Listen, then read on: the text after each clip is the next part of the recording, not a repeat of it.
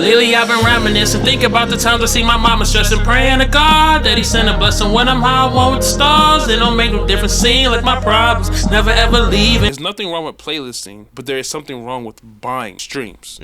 It's not going to get you anywhere because the number's going to be there, but it's not going to... The analytics aren't going to add up. Exactly. February of last year up until now has been nothing but success. In awesome. Each and every way. Locked in with Double M Studios, making great music, still making great music, met so many different artists, had the chance to perform at the BET Hip Hop Awards. I've never had like this kind of interview where it's this raw. You've been so deep and vulnerable about things that are very personal to you. Yeah. That I hope people can resonate with and value that and appreciate.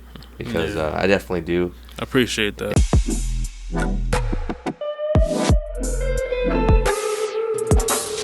Basically, I was in a studio session. It was early. It was early a Saturday morning. It was a Sunday morning.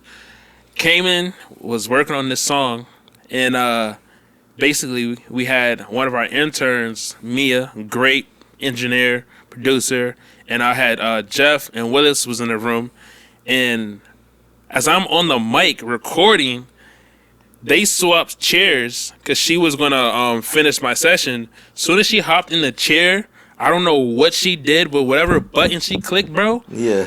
Bro, whatever she did, it changed the energy from here to everybody jumped up, bro. Yeah. I kid you. Bro, the I don't know what she did, and her face was a surprise. She was like, "Oh my gosh, no, I'm so sorry." So I was like, "No. Whatever the fuck you just did, keep that going." And I kid you not, bro, the whole dynamic of the song was... So now we gotta hear it, man. So you gotta introduce the song. What's the name of the song? So this song right here is a unreleased classic. Smash hit. It's gonna, it's, oh my gosh, man. This is called How I Am Coming. And literally, I feel like God just gave me this song, and I went to the studio, recorded it, and everyone liked it. So well, here we go.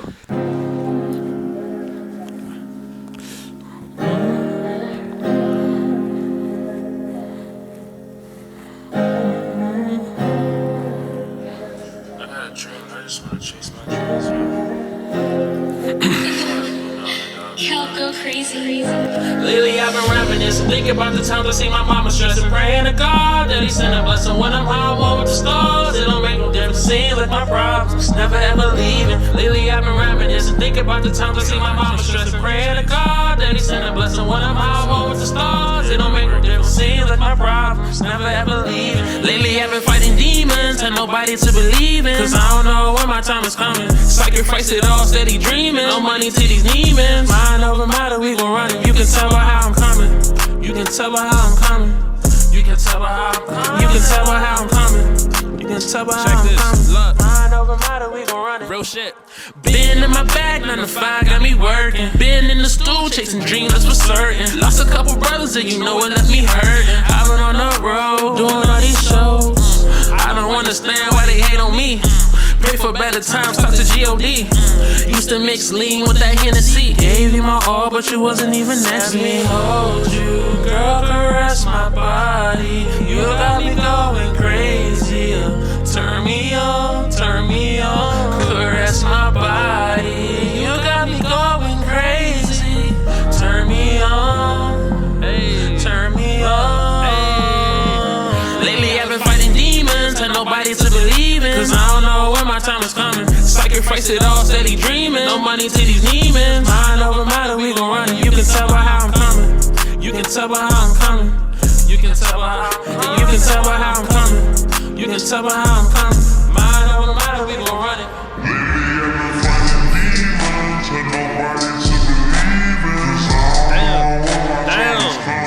Sacrifice it all, steady dreaming, no money titties. Mind over matter, we gon' run it. You can tell by how.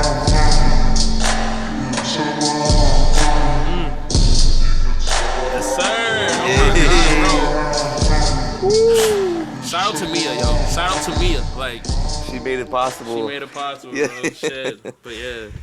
Hey. So I mean, there was a lot of heart. There was a lot of heart in that song. Yeah. Again, like, this music shit. I really take this music shit seriously. This is my dream, and honestly, I feel like this is all I got. Like, I feel like God gave me this gift for a reason, and I've noticed, like, all the steps that I've been through, trials and tribulations I've been through. I noticed that it's more than music, bro. I tell people all the time, it's more than music. It's a lifestyle. You know, it's more than just hopping into a booth and just laying down some bars. Like, you gotta understand, the real work is outside the studio, which you go through, because as artists we express these things and we put it into our music, and we hop on stages in front of people that we don't know and telling people our life stories, right? You know, and just wanting to be, just want to make my mom proud, you know, my sisters proud, and be able to just one day be like, hey, look, man, like, you ain't gotta do this no more. Like, I got us. Like, this song really, you know, means to me, like, this is how I'm coming from now on. No more bullshit. No more, no more being lazy. No more procrastinating. No, like, this is the year of execution. Like, no, this is how I'm coming, and if it's, I'm not giving no more half-ass. It's either this or that. Right. And yeah, like. So what made you go with that one that sample? A sample? Oh man, honestly, it was one of those things where it came to me and it felt right. Honestly, like, I was literally on the mic and I was just listening to the beat, and I was trying to figure out, you know, some next lines to say, and as I'm humming and everything like that, I'm just like, oh, this sounds familiar. And I was like, let me hunt you, girl, caress my. And I was just like, damn, like, it actually stuck. So I was just like, why not? It just felt, it was one of those moments where it felt right. I didn't want to question myself about it. I just listened to my gut and just let it be. And yeah, like, these, I don't know, the part of the song that really hits me the most is being in my bag 9 to 5, got me working. Like, you don't understand. I'm talking about, I don't have a car. Like, I take Metro. Like, from when I was working in Virginia to DC to Rockville, like, I've really been working. It's just like, when I say that, it's like, I take pride in that, because it's like, nah, like, I've really been in my bag. Like, it's like this. You've been putting a lot of effort and work into it. And yeah, and it's to make my dream come true, to, you know, sit in a room like this, to be able to tell a story. Like, your favorite artist may look good and everything on the big screens, but behind those closed doors, he's just like us. He go through the same shit that me and you go through.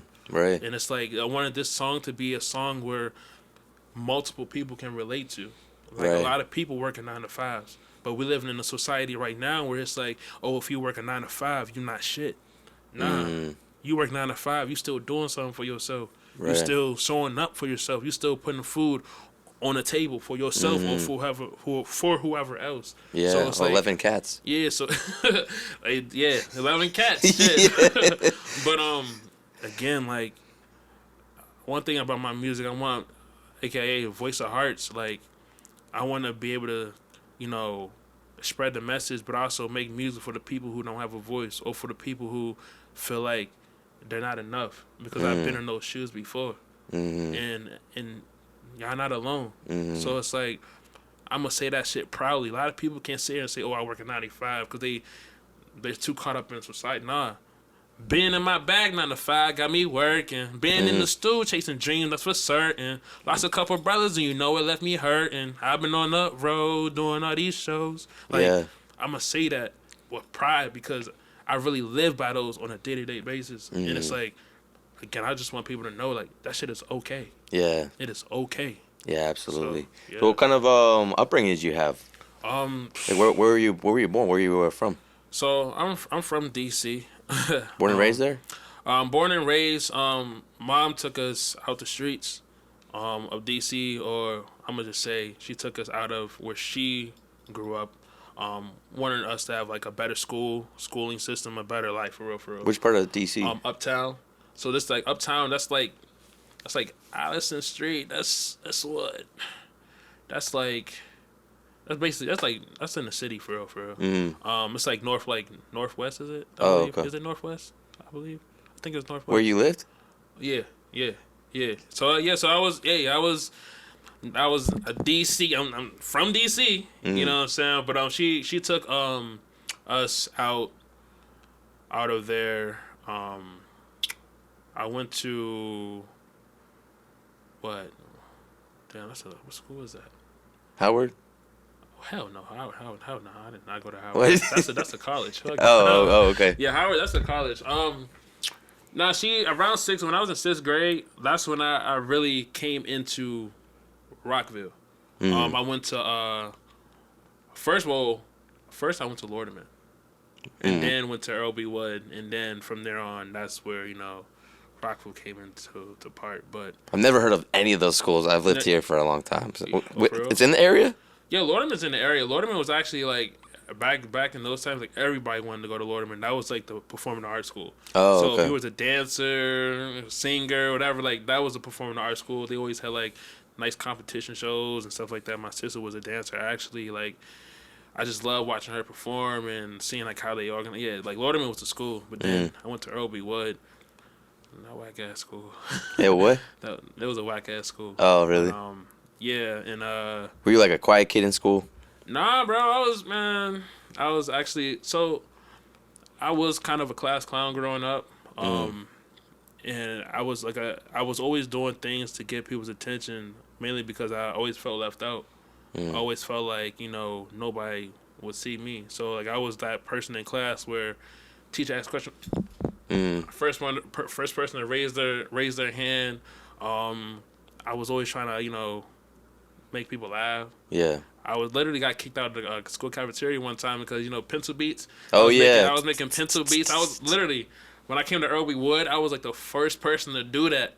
And literally had people freestyling. I'm banging. I'm burning the ink out the pen. Security's like, yeah, bro, you got to go. Let's go. Yeah. So, but always got into fights. Yeah, it was my upbringing was kind of crazy, but I would say I was an attention seeker, just again looking for validation from other people because I wasn't.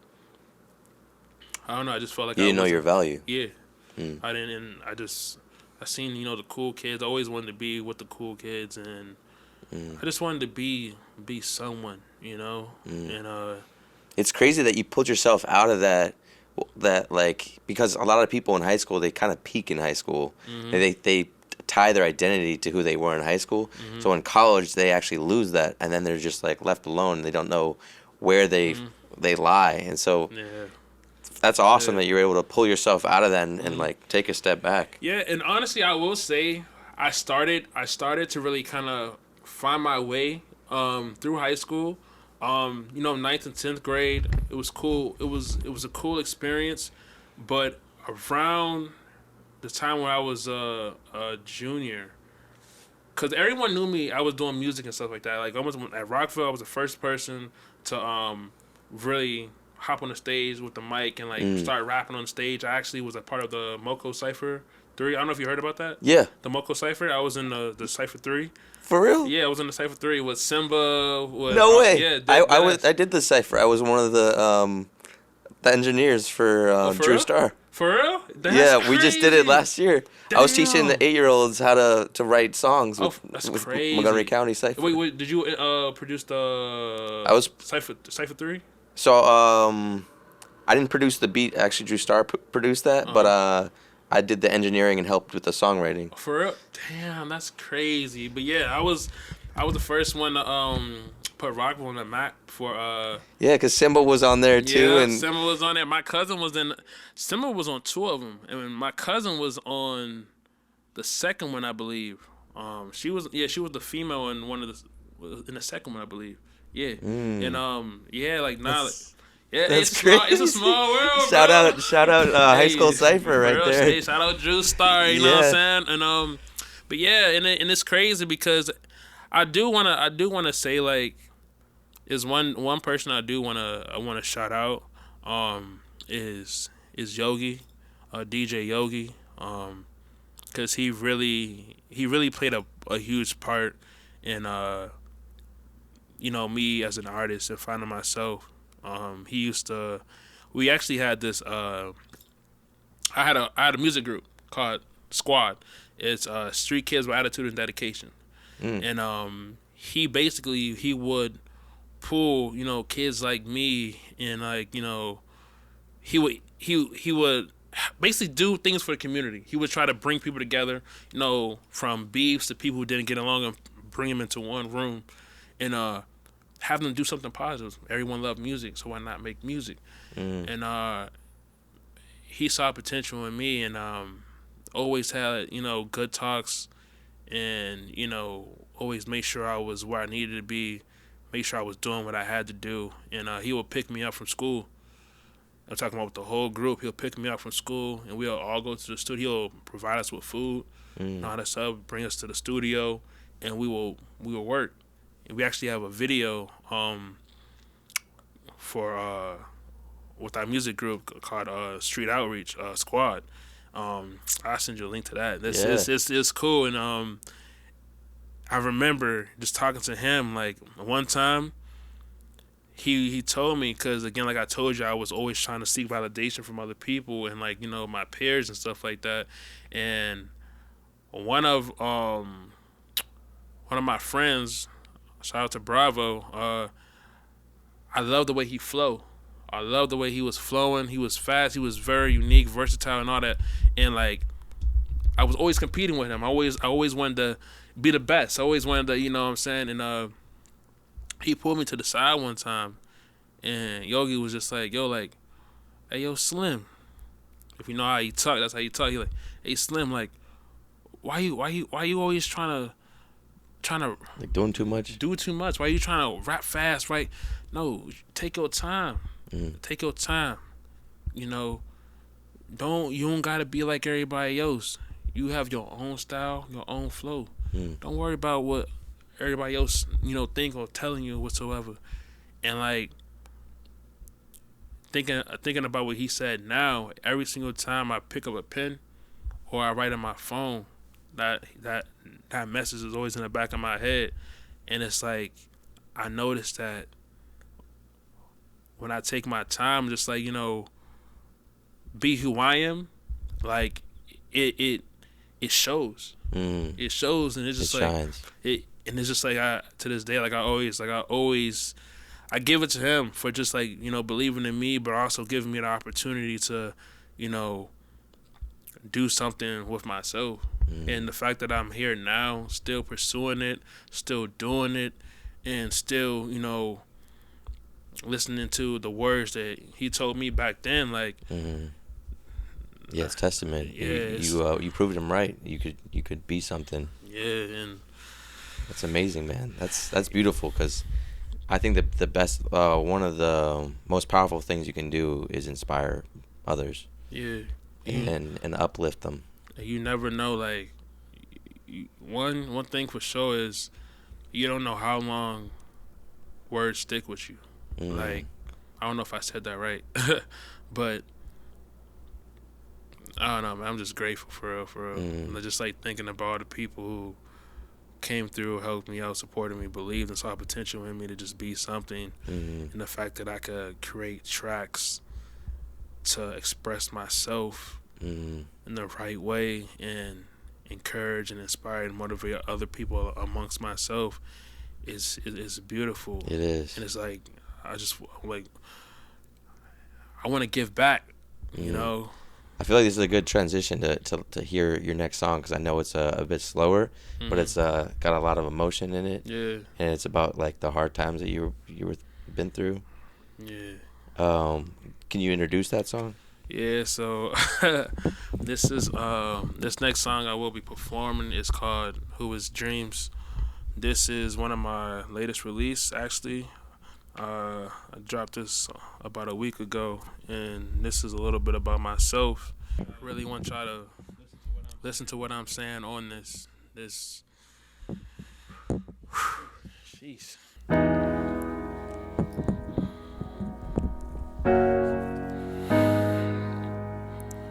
Just know if y'all have a dream, I can chase it. No matter what nobody tell you.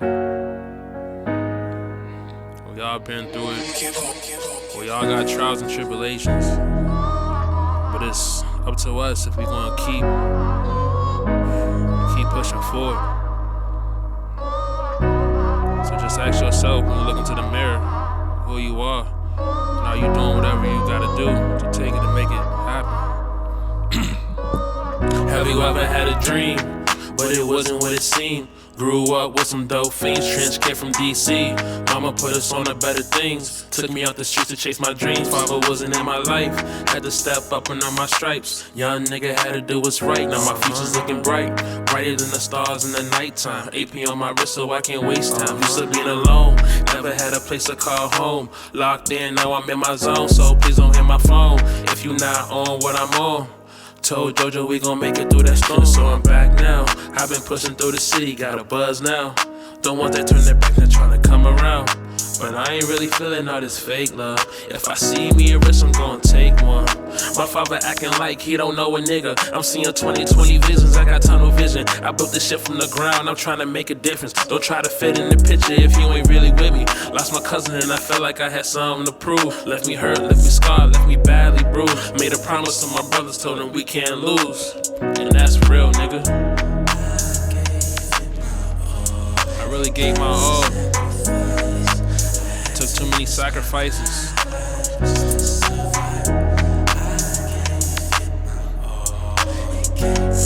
Yeah. Check it.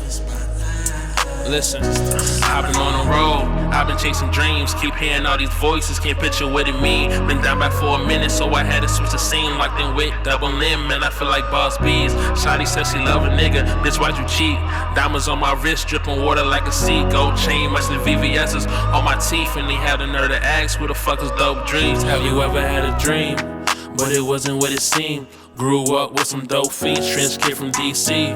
Mama put us on to better things. Took me out the streets to chase my dreams. Father wasn't in my life, had to step up and earn my stripes. Young nigga had to do what's right, now my future's looking bright. Brighter than the stars in the nighttime. AP on my wrist so I can't waste time. Hey. That song right there. Jeez. Man, that's spiritual. That's a spiritual feeling. You can just sit there and just soak it in. Yeah. And I love that because man, it's a true story. It almost, you know, it kind of reminded me of my my religious days of praying. Mm-hmm. It's kind of what that felt like. You know, like listening to that. Mm-hmm. It's like words coming from such a real place, and yeah, it's moving.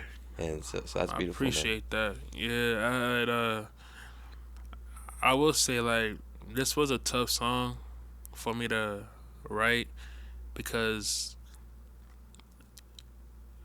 I had to tap in to that person I was in different phases. You know, like from me coming up, like growing up, to, you know, me being, you know, in high school, to like just I had to tap into, you know, certain areas of my life that was very hard for me, you know.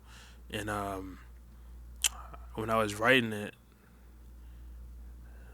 well, Jeff, he was like, you know, again, he's been so adamant on me about, you know, knowing what my purpose is and what my brand is, you know. And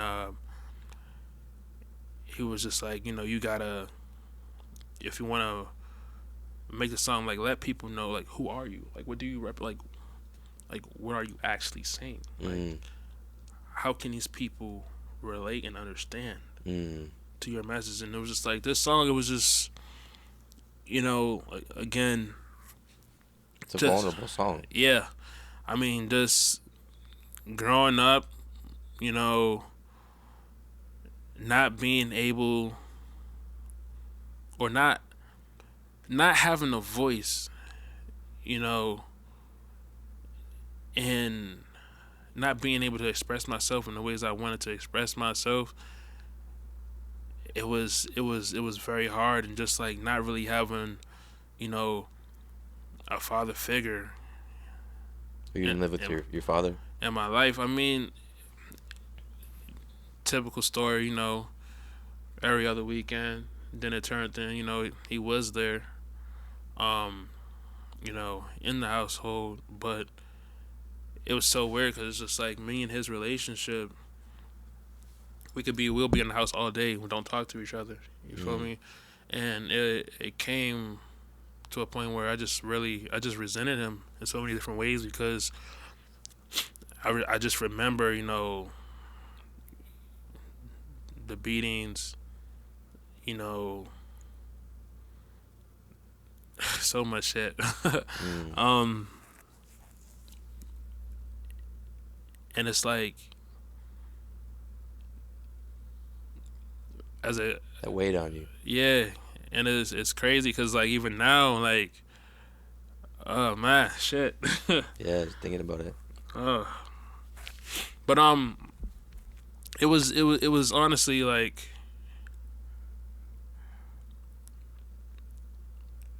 it was just rough, you know, and the fact that I was able to just like put my feelings on a piece of paper and express myself, it was just powerful, you know? Yeah. And it's like, again, like, that's one reason why I love music so much, is because it's no limit to it. There's no limit to it. People could take it in the way they want to take it, but it's therapy too. It's my story to tell, you know. And honestly, bro, it's just, you don't know how much shit that I've been through, and I had to do. I had to learn how to play ball by myself. You know what I'm saying? Growing up, I didn't like fighting. You know what I'm saying? My sisters and mom had to fight my fights for me. You know what I'm saying? I was always afraid. You know what I'm saying? So I had to really go out into the world open-handed, not knowing things that I should know as a boy. You feel me? You know what I'm saying? I would always look at the other kids and be like, damn, like, yo, like, I wish I had that. And like, I would always be at my friend's house with their families, and I'm just like, damn, like, why can't I have this? You know? And it really, again, it took a huge toll on me, because a lot of people, honestly, I feel like a lot of people misunderstand me. And, you know, I always tie it back to me growing up in a place where I did not have, you know, that normal love or father figure, or it's just, I don't know, it's just so different when you like, I literally built this shit from the ground up. I did it by myself, like, facing my fears of, you know, talking to people, you know what I'm saying, not being able to look at people in the eyes, feeling like I was like worthless, useless, felt like I was not important, like, so much, bro. That's real though. That's real, because I actually relate a lot to that. Especially trying to find my path and not getting enough emotional support growing up, and feeling unseen and unheard and not knowing what my voice was. And you know, it's crazy though. I wasn't even going to say this part, but again, it's a part of my music journey, and it's real.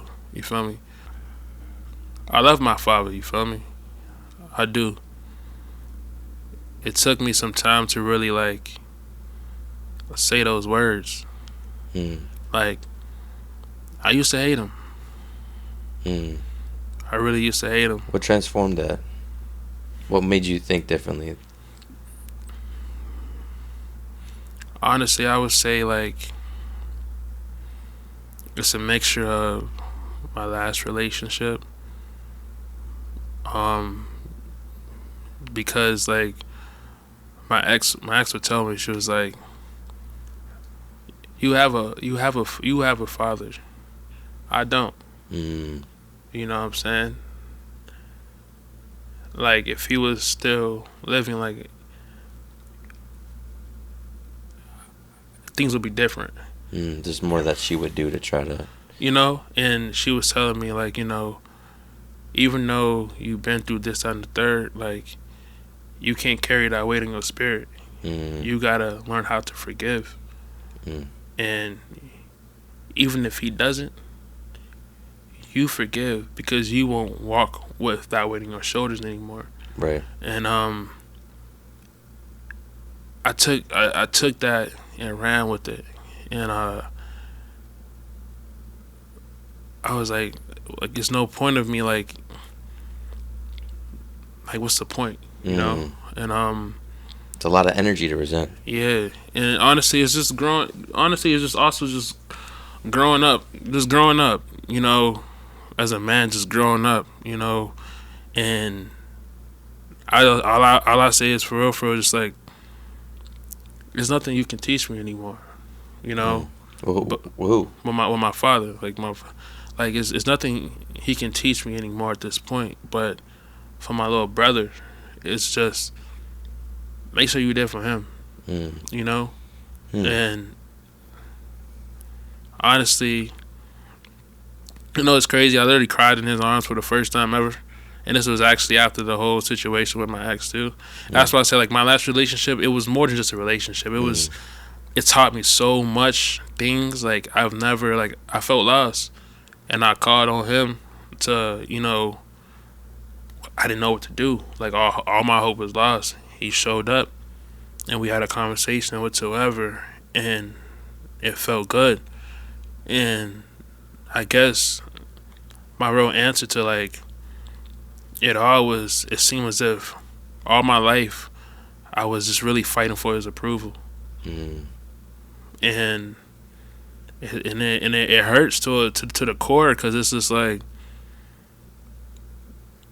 I feel like everything comes from that trauma. Like, my interactions with people, with other men, with day-to-day things, how I handle things, like, it's trauma from something. And a lot of people don't know that those childhood traumas are going to follow you throughout your life, and it's going to affect you in different ways. And it's just like, I don't want to carry that no more. I want to, because one day he's going to be old. You know what I'm saying? You never know when this person's going to go.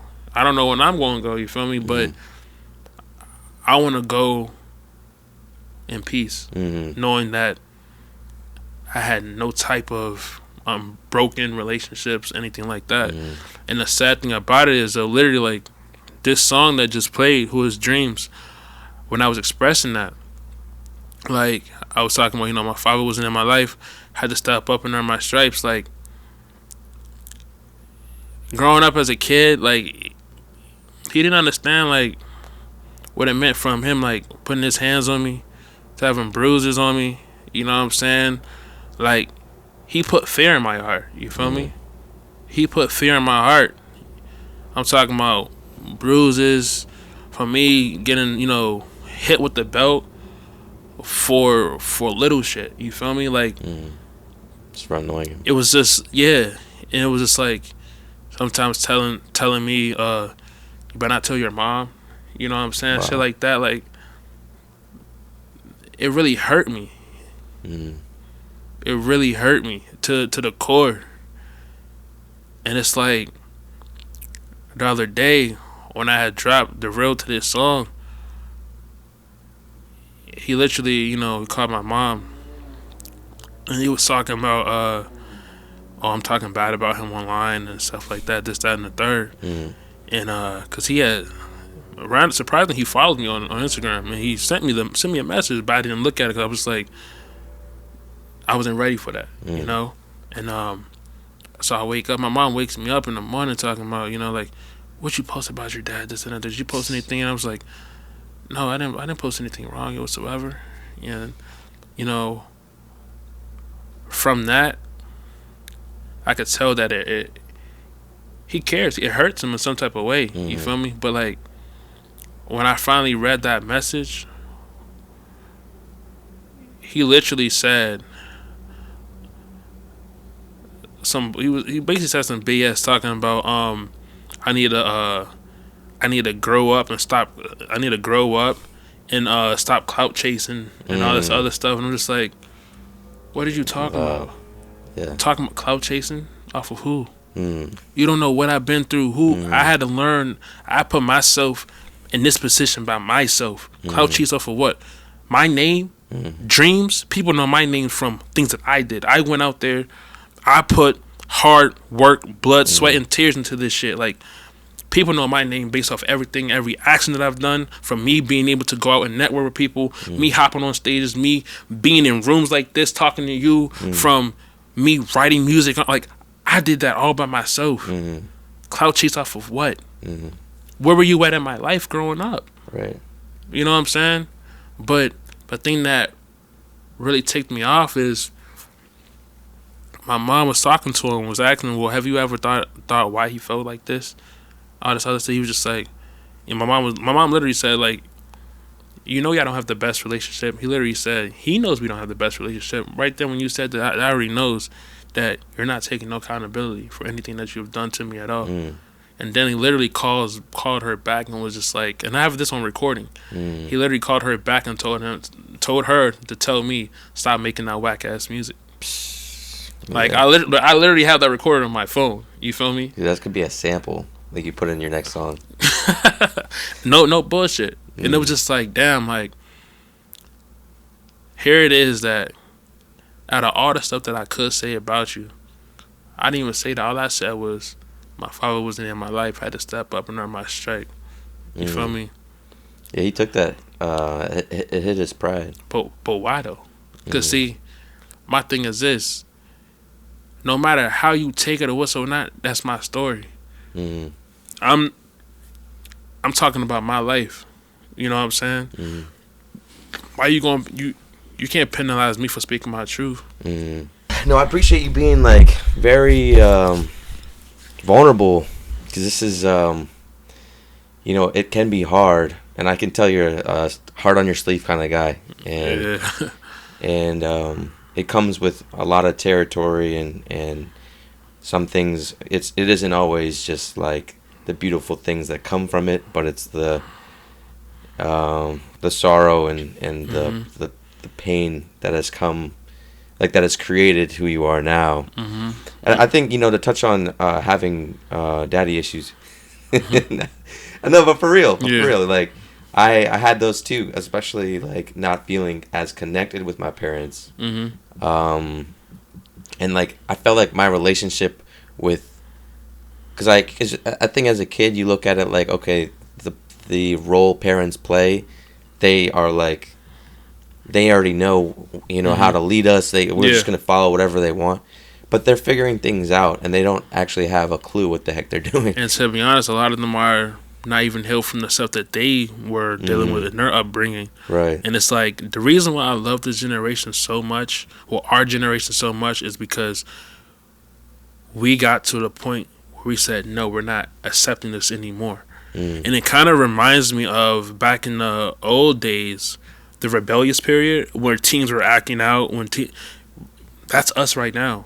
We know what's good and what's not good, and we're able to speak up. Some people find it very disrespectful, but no, mental health and trauma and all that shit is real. In our generation, we created many organizations, many different outlets to express ourselves and, you know, build the courage up in us to say, hey, look, mom or dad, like, no, I will no longer accept this no more. Right. So like, and that's why I admire our generation so much, because we are taking a stand for what is not right. Does it make sense? Taking a stand for. We're holding people accountable. Yeah, we're holding people accountable, and because again, like, this shit will follow you, bro. And and again, this goes to whether in relationships, business, everything. It's geared toward the people and how they treat each other.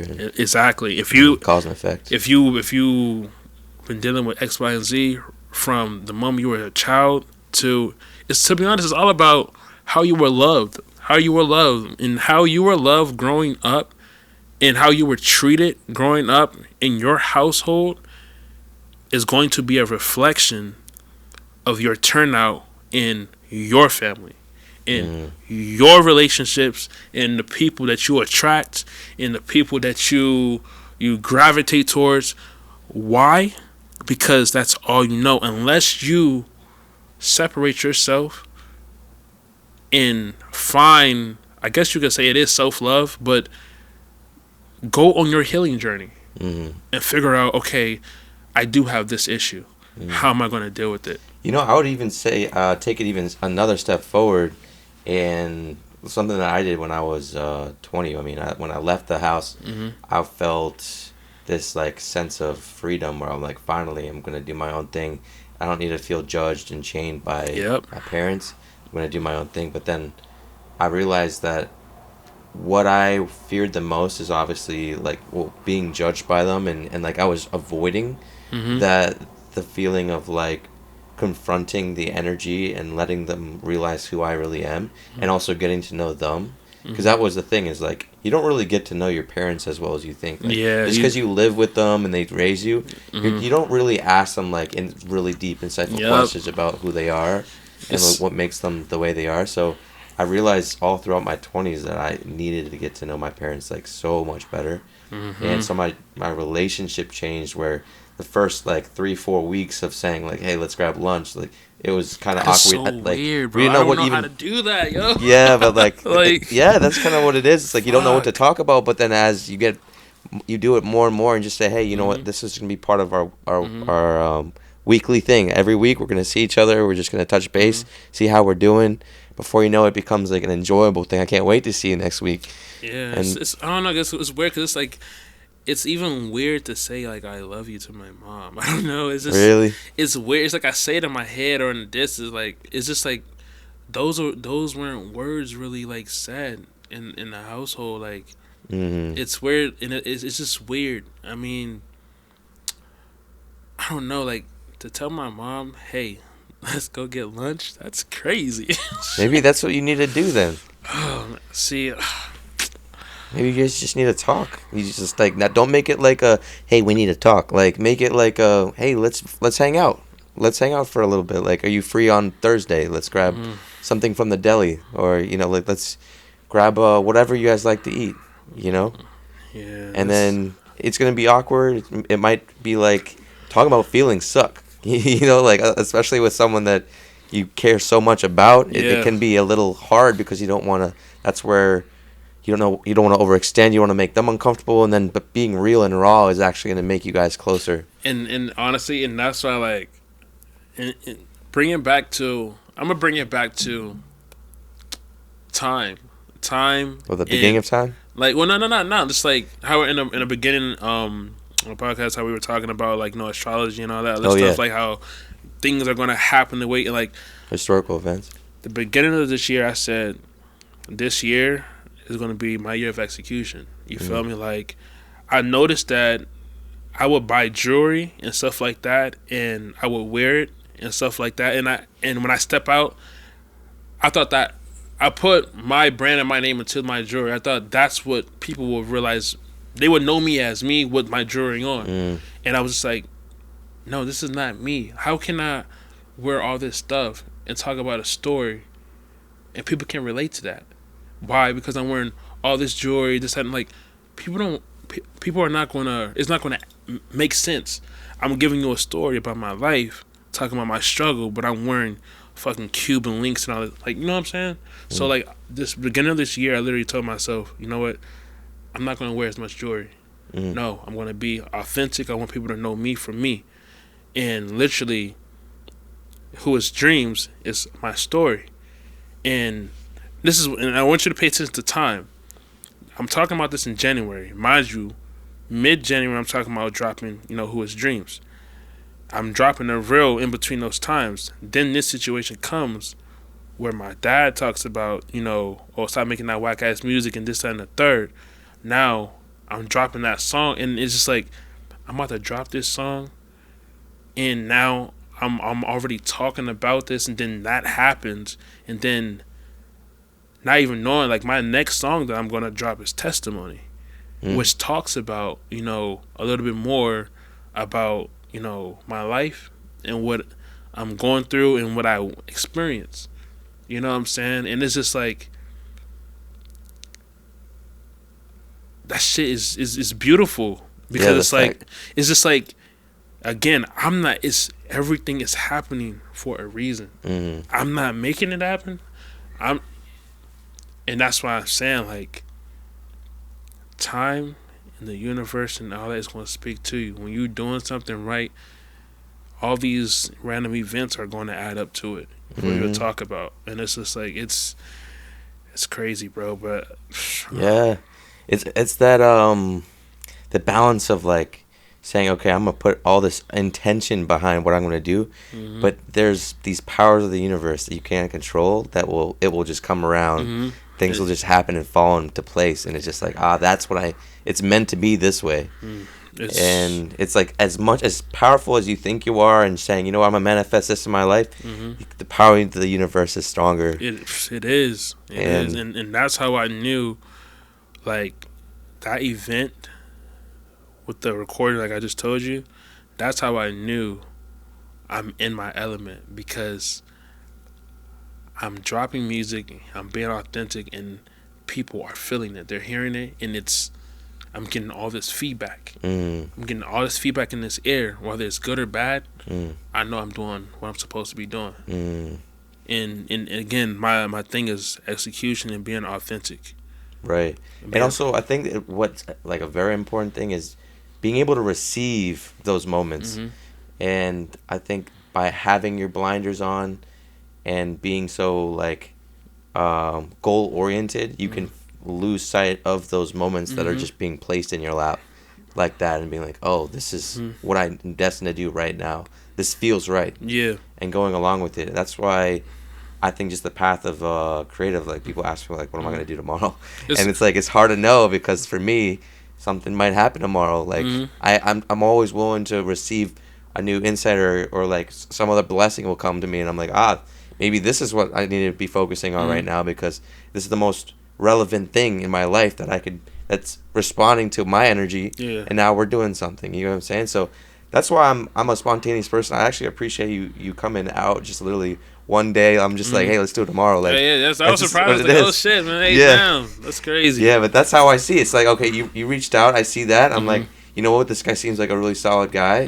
Let's make it happen. Like, let's do it as soon as possible. It's just, you never know, man. So that's my mentality, is like being on the fly, spontaneous, but also just, it's like, once you have kind of your stuff together, your weaponry, all like your mindsets on how you compartmentalize emotion, how to react, all that, like how to take care of yourself, not to overextend, like all that. It's almost like the way you respond to things is just it starts to, or like the way you behave resonates with other people, and then they're like, I want to align. I'm aligned with that. Let's try to do something. And then now you're just like, the opportunities do come, but now you're the one deciding what to do with your opportunities. That's just beautiful, man. Yeah, absolutely. That's just crazy. Yeah, man, it's just all about falling in love with the journey and surrendering to it, and then being open to receive, because you never know what's around the corner. You don't, and honestly, that's why I say, like, be cautious of what you do. And what I mean by that is, there's always a cost in. Just be mindful of how you treat people, what you say, because again, when you step outside those doors, you're representing you and your brand. But on top of that, you never know what door you're going to close or what door you're going to open, through different interactions with people. A person that you could have did dirty in high school or bullied in high school could be the next person that you need to talk to 6 years from now to open up a brand new door to you. You feel me? Yeah. Like, and that's why I'm very cautious of, you know, not only what I manifest, but also what I say, what I do, and also how I treat people, because you never know. You never know who you might run into again, who's gonna give you that golden ticket. Yeah. And trust me, I've seen it so many times, and it's crazy. Like, literally, I just seen it the other day on it was an interview with Michael B. Jordan, and I guess it was a woman interviewing him on the red carpet or something like that. And I saw that. Yeah, he was. She was just like, we know each other or something like that. He was just like, oh yeah, you remember you called me this or something like that, and she was just you like, call me corny, yeah, something like that. And I'm just like, now you're like, just look at that. It's embarrassing. The laws of the universe. It's but again, what you give in is what you gonna get back. Karma is real. You know what I'm saying? Like, just be mindful how you treat people. You know? I saw this really amazing thing. You know, takers are always gonna have something taken from them, and people that give are gonna have things that are gonna be given to them. There you go. Shit. There you go, man. So, literally. I resonate with that because but it's also about letting go of like, because I was bullied as a high school kid by like a good decent handful of people. Same here. Yeah, and so I know a lot of people in Moco probably don't fuck with me or hate me but hey, that's the thing, you know. And I try not to hold on to that because I don't have. I'm not wasting my energy on that anymore. I'm on my path. I'm excited to see where it goes. I'm excited to see where it goes for you. Actually, honestly, I see it like, you know, what's crazy is that, like, I think these type of interviews, I never had like this kind of interview where it's this raw. I think that, like, I'm still learning like what kind of things, like what type of topics that resonate, at least, like, because we could talk about all sorts of things, you know what I'm saying? But I really like how raw and real you've been today, and like you've been like so deep and vulnerable about things that are very personal to you. Yeah. That I hope people can resonate with, and that people will value that and appreciate, because I definitely do appreciate that, and it shows through your music. Yeah, it's just, again, like, I just wanna be the voice for the people out there, for the people who see me on the ground, for the people who run into me on a daily basis. Like, the person you see is not who you see for just that reason. Like, did I say that right? No. I'm gonna put it like this. It took a long time for me to build this character right here, you know, and for me to put myself in certain situations and just to be able to, you know, make things happen. It wasn't easy, you know, but again, like, that's why I say, you know, voice of hearts, you know what I'm saying? It's because we all go through stuff. We all have dark backgrounds. We all have a lot of things that we deal with that we feel like we're in it alone. We don't want to be vulnerable. We don't want to talk about it with other people, you know, because we're afraid. But, like, nah, I want to be real. I want to be real, raw, straight, so I have nothing to hide. This is me. And it's like, maybe I can encourage people, inspire people, motivate people to just speak up for themselves. You know, be able to, it's okay. Live their truth. It's your truth, and when you speak your truth, whoever judges you, just watch who show up for you. Because again, when you speak your truth, you're gonna know who's your friend and who's not your friend. You know what I'm saying? If they judge you, laugh behind your back, just that, like, fuck them. They was not meant to be in your. And people gonna fuck up themselves for you to realize. You feel me? But just know who's in your corner.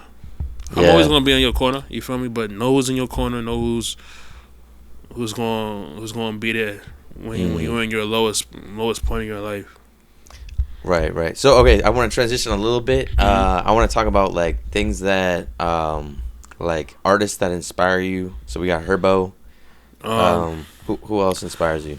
Jeez. So that's a lot. So actually, Drake, and Josh. Nah, man, Drake. You know the toxic Drake, Toxic? lover boy. He honestly, he was the one artist that I will say kind of pushed me to actually start making music. I've been doing this music for 15 years, bro. Dang. Since I was 11. I didn't start taking it serious until I was 16. But when Drake came out, when he was I gotta find your lovin', hey, like when I started listening to that, and then he dropped what's that? Sweatpants with no hair tied, chilling with no makeup on. That's when like I was like, damn, like this dude, he's like that. You feel me? And then Take Care was the best fucking. Oh my gosh, Take Care. Was that his best album? Yes, to me it is. Take Care is his best album. That's his best album. I don't care what nobody says, but Take Care was his best album. But shout out to Drake. What do you think about his most recent album? To me, I haven't even listened to it. What? I have not listened to You it. were about to shout him out. I mean, I'm gonna be real with you. I stopped listening to mainstream music. I don't even listen to mainstream music no more. I like listening to like underground artists that I've discovered through TikTok. What about Young Thug? Huh? What about Young Thug? I mean, Young Thug, he's cool. He's cool. I mean, I don't really listen to him like that. I mean, what's that song? Fuck, Lifestyle. Yeah, Lifestyle. That's a you know, that's a classic. But So who do you listen to then? I say Drake, YFN Lucci, Stunna Gambino. Who else?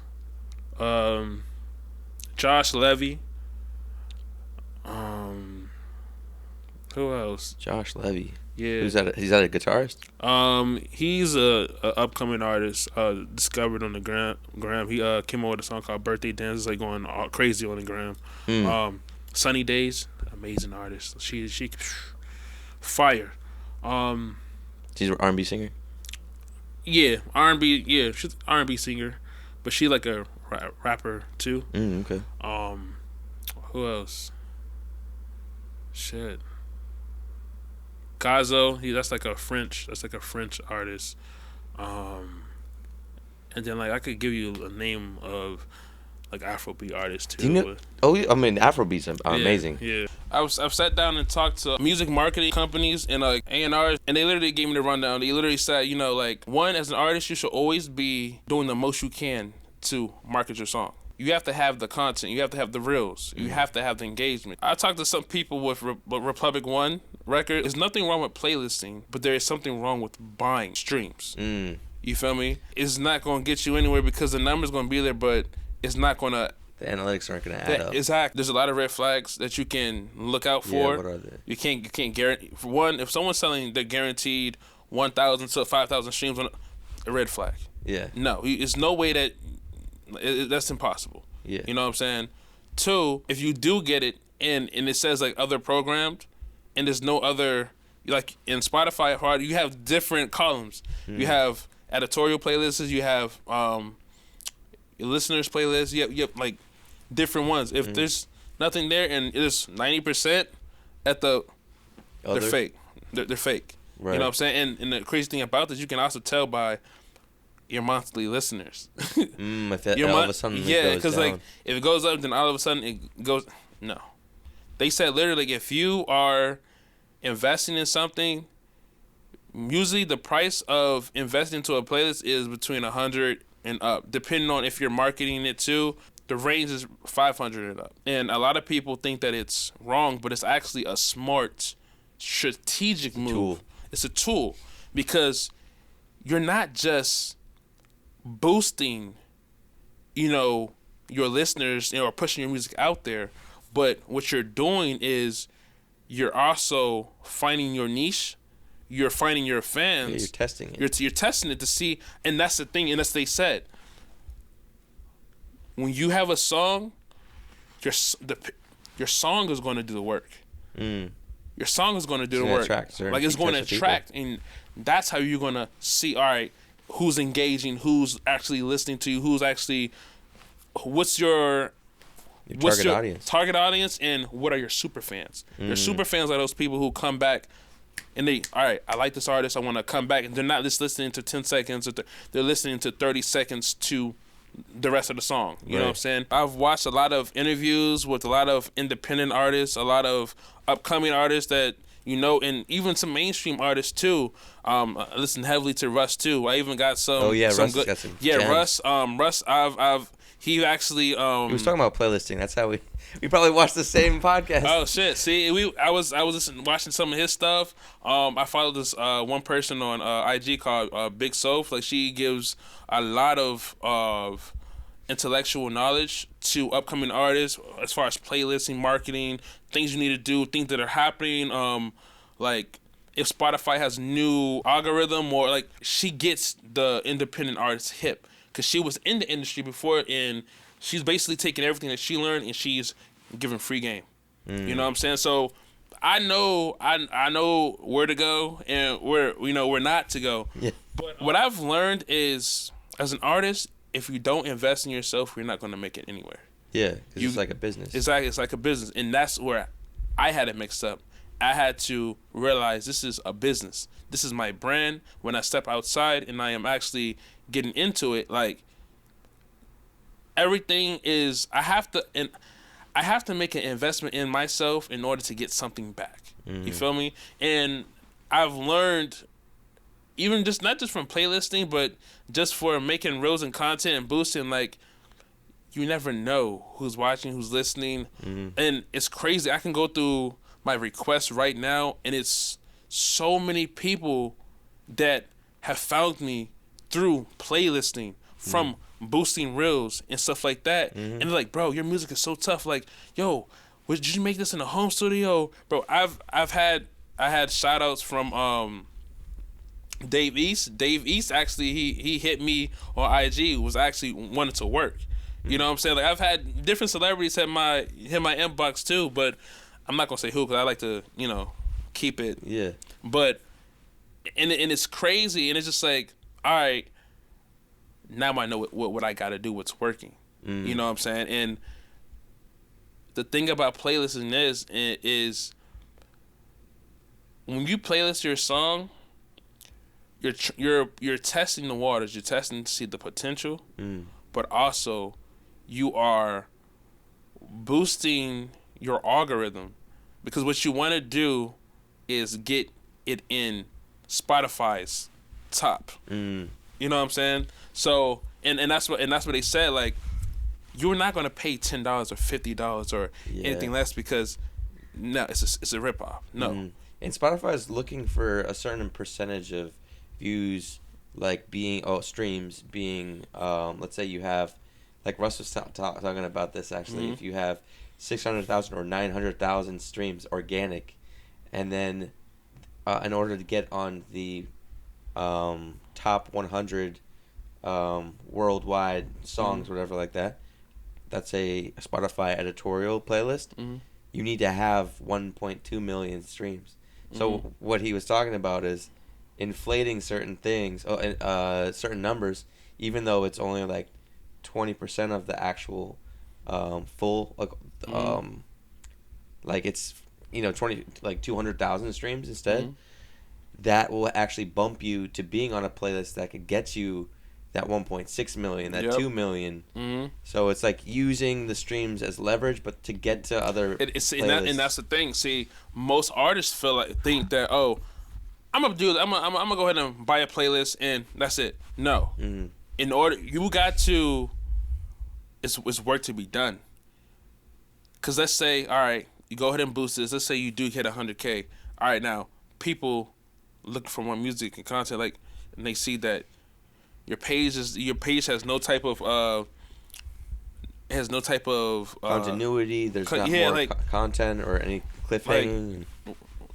What are they looking forward to? Exactly, and that's why I started boosting my reels. I started creating more reels. I started creating more content.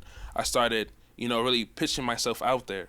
So that way when someone look at my page, all right, he's done this, he's performed here, he's met this person, oh, he's actually active, oh, he's actually engaged, oh, I like this, oh, he's working, he's like, all right, I like this person, I'm gonna follow him in his journey. Mm-hmm. You know what I'm saying? And it's like you gotta stay.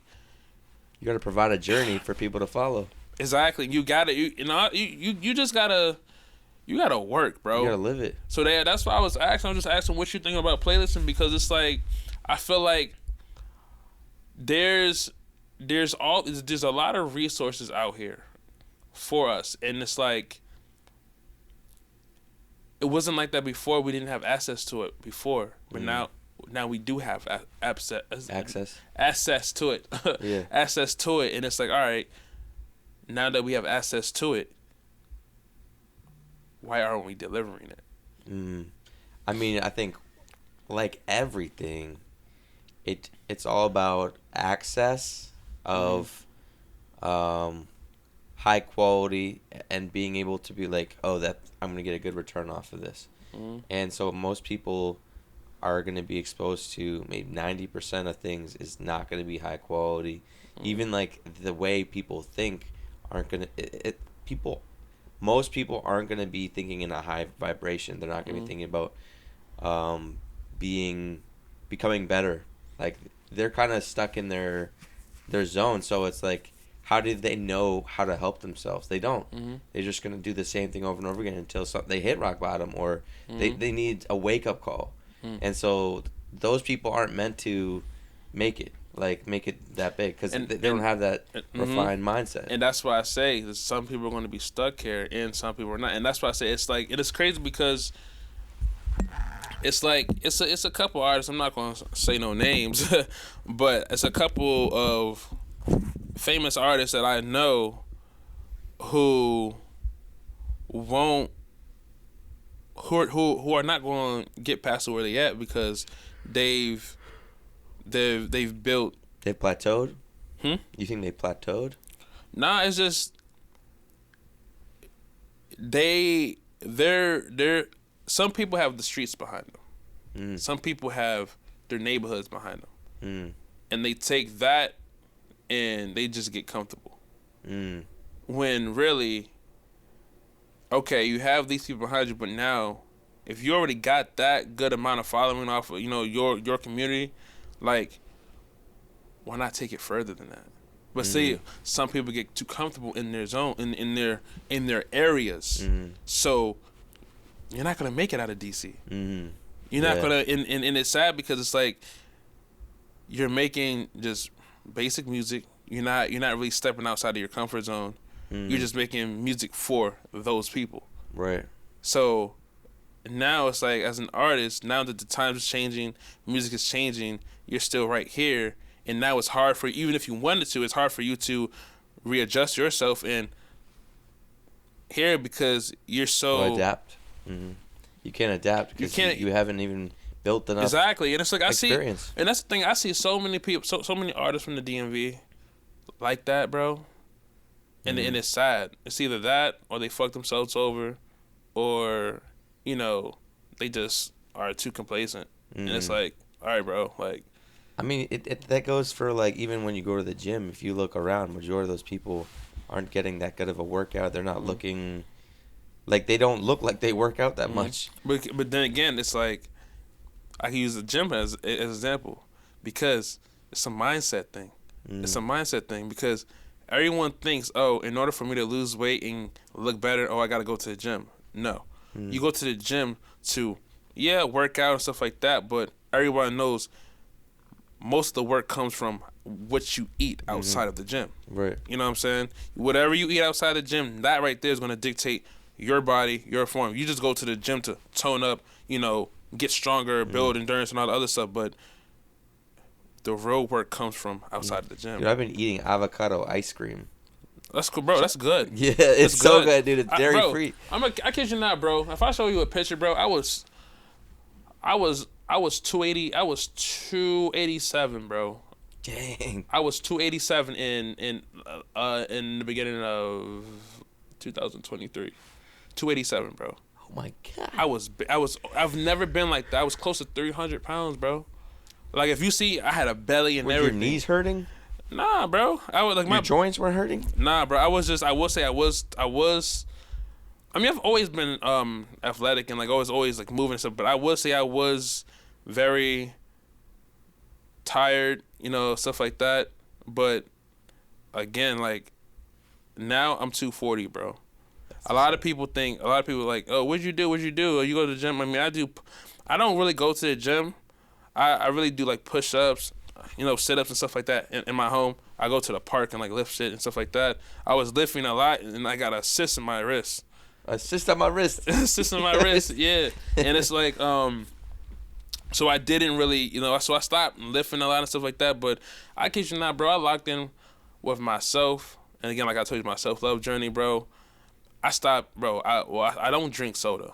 Right. I replaced soda with lemonade, even though lemonade is not as sugary. It's still sugary. Yeah.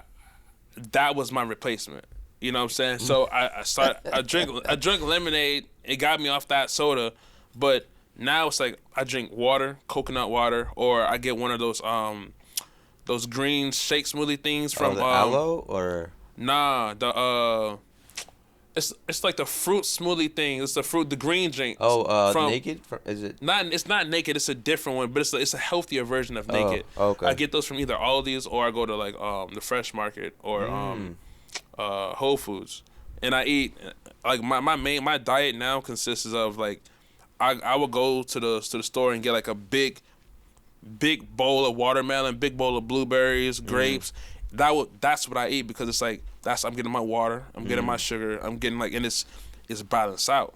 You know what I'm saying? I would do that for weeks. I would wake up and eat it. That'd be my lunch. That'd be my dinner. And it's crazy. I'll be full throughout the day. I'm drinking coconut water. I'm drinking a lot of kombucha, cleaning my system, detoxing myself as well. Yeah, bro. Your energy feels better. I feel better. I feel lighter. Just taking care of myself. And honestly, bro, I'm gonna be real with you. Like, it's crazy. I stopped eating a lot of red meat. I don't eat red meat a lot. I mainly eat like salmon. So like mostly like fish. I make like mashed potatoes, asparagus, stuff like that. Like sounds good. And I don't eat ground beef at all. Like I go plant based, like beyond meat. Okay. So it's like from doing that, creating a routine, cleaning my system, less sluggish, bro. And I lost a lot of weight. And I've noticed that it's weird. It's just like I look better, feel better. I feel like I'm toning up, and I'm just like, I'm not really doing too much. I'm just literally wake up in the morning, do, you know, some sit-ups, you know what I'm saying, like push-ups, and I'm just like, yo, like, I'm 240, bro. Yeah. 287 to 240, bro. People like, bro, That's great. Like, what happened, bro? You look skinnier, your legs look skinnier. This, I'm just like, yeah. So, I don't know how we got there. Bless you. No, Bless I you. mean, I think that's, thank you, hold on.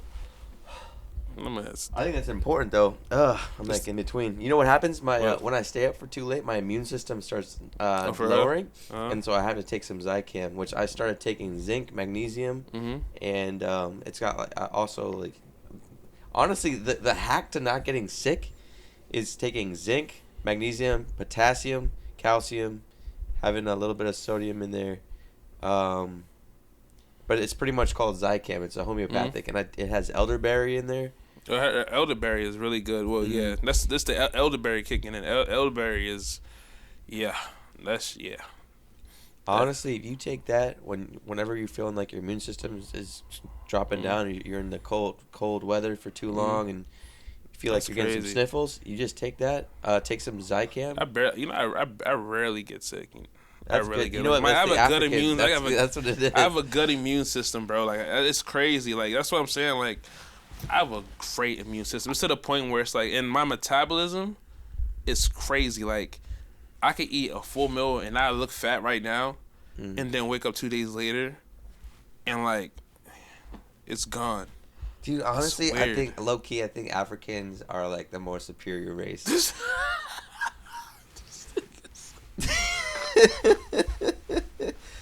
And I'm talking about genetically. I mean, well. I'm talking about genetically. I'm talking about their athletic ability. Yeah. You don't think so? No, I think so. I mean, I know so. Okay. I know so. Okay. Shit. I mean, in every way. Because it's like, if you think about it, hey, look, hey, once she go black, she never go back. You know what I'm saying? But nah, like, I think so though, because like, if you think about it, everything that's been out there, a black person has done it,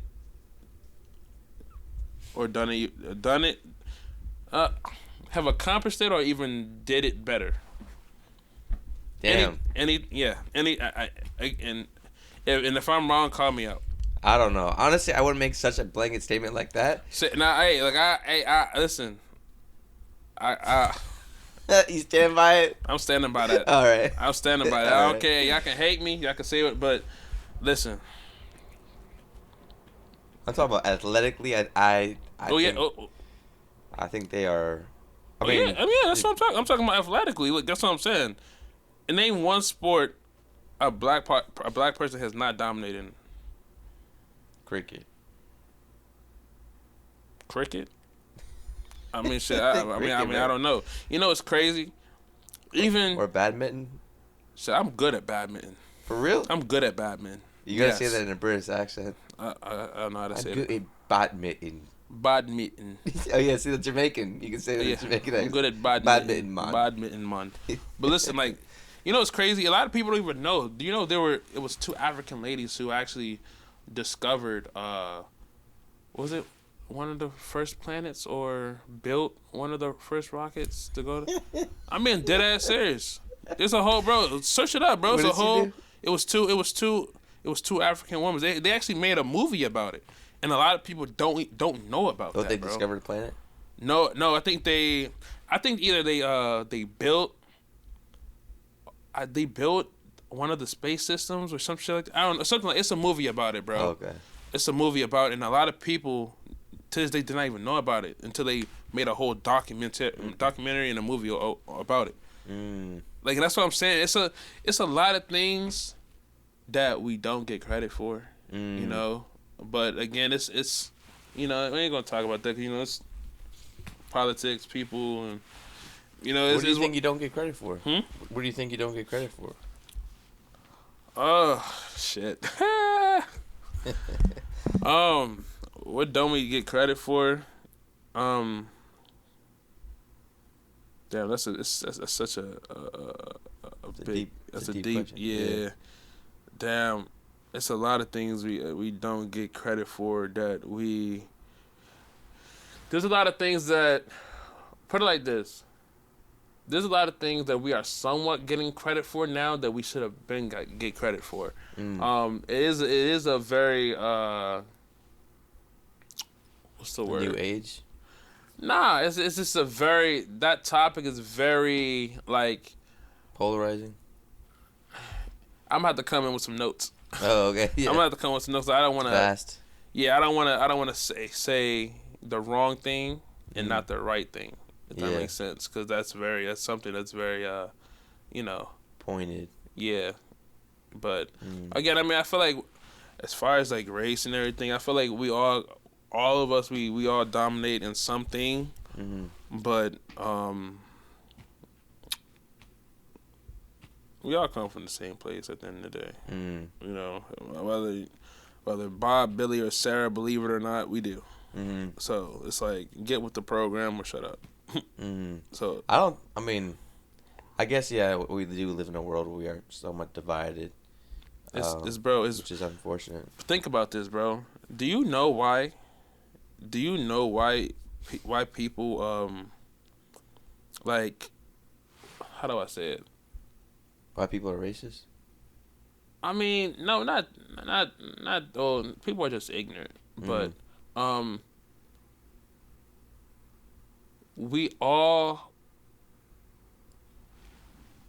we all talk different languages. Our bodies are all different. Like, for example, have you ever thought to yourself, why are there a lot of deformities in third world countries compared to... Oh, the nutrition. It's the nutrition. But also it has a lot to do with the environment as well. That's why I say, like, the environments that you're in plays a lot when it comes to things. Like, for example, you right now, if you was to go to, is it Australia, the cold, like, where it's really, really cold, or... No, Antarctica. Antarctica. Like, there's people who live in Antarctica. You know that, right? It's people who live there. If you was to go there, you wouldn't... I mean, you probably would, but it would take you a while to adapt to that weather. But the people who were born there, their bodies, I'm talking about black, white, like, their bodies are, I don't Condition. know, and it's naturally, like, they're born, because so it's like they can withstand negative degree weather and this, that, and the third. Yeah, they can wear a jacket or so, but if they was to come over here during that, they'll go outside with no jacket on, because that's nothing. You feel me? But if you was to go there, you'd be like, what the fuck? But if they was to come here, this weather, this air, like, environment, they wouldn't know how to take it, because they're so accustomed to, you know. Yeah, their environment. And that's the reason why I say that is because I take that with languages, why people speak different languages, why how people react to different things. And at the end of the day, you got to understand, before this whole division, all our continents were connected. Like, really think about that. Yeah. All our continents Pangea. were... Like, I'm talking about... At first, you could probably drive to Mexico. You can't drive to Mexico now, can you? Yeah. Oh, you can drive to Mexico. Well, you couldn't drive to France. You feel me? Like, you couldn't drive to France, but at first you could. You know what I'm saying? Because everything was connected. And again, I just feel like, you know, like, I don't know, man. Our environments play a huge part into a lot of shit. Does. People, how we talk, how we think, what we see, what we like. Yeah, our influences. Like, think about it. People in North Korea, you can't, like, real, do you know you cannot leave North Korea, bro? Yeah. Can you imagine living a life like that, bro? I'm talking, you would never be able to go across the world, bro. You try to leave North, but they're going to kill you. You know, if you think about it, so that's our way of thinking, right? But bro, now think about what it would be like as a North Korean. Maybe they live in such a world where they're like, you know what? Everyone is toxic. They have such bad influence on things. It's the way they structure. It's because they live by So it's like, I forgot what kind of system they call that, but they live in a system where not the president. He's a king or whatever to call it. I don't even know, emperor. Emperor. So it's like they live in that time set.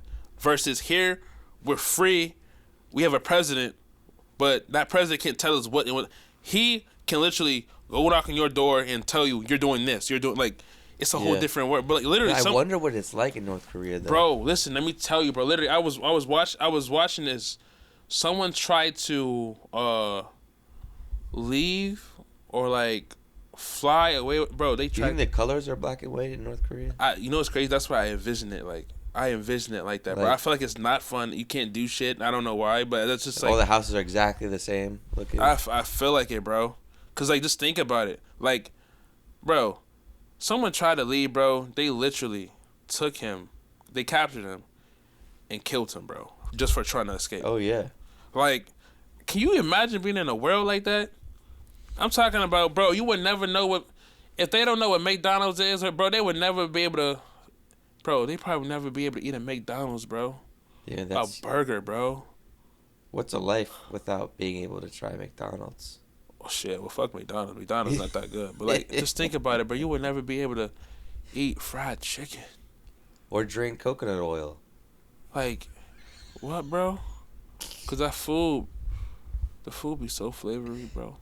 That's the thing. I mean, you can see it from two different sides. Like we look at it like, oh, we're free, we can try all these things, but maybe over there, even though that they're being run by someone, like it's a dictatorship and all that, they could possibly see it like, hey, this is our hero. This person's guiding us. They got us. We don't have to worry.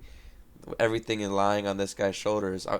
I mean, you know, as crazy and dystopian as that sounds, but it's like, but I don't know, cause whatever they doing, bro. All I know is this, bro. When it comes to Korean people, Asian people, Chinese people, bro, them motherfuckers be living long as shit. Yeah. Do you know any really good Asian rappers? Asian rappers? Isn't that kind of crazy? You can't really think that. I mean, actually, I don't. Well, yeah, my boy Paul Purges. Okay, my boy boom. Paul Purges. He's fucking crazy. Like he can sing his ass off, bro. Like yeah, Paul Purges. I would say he's a dope kid. I wish there would be more.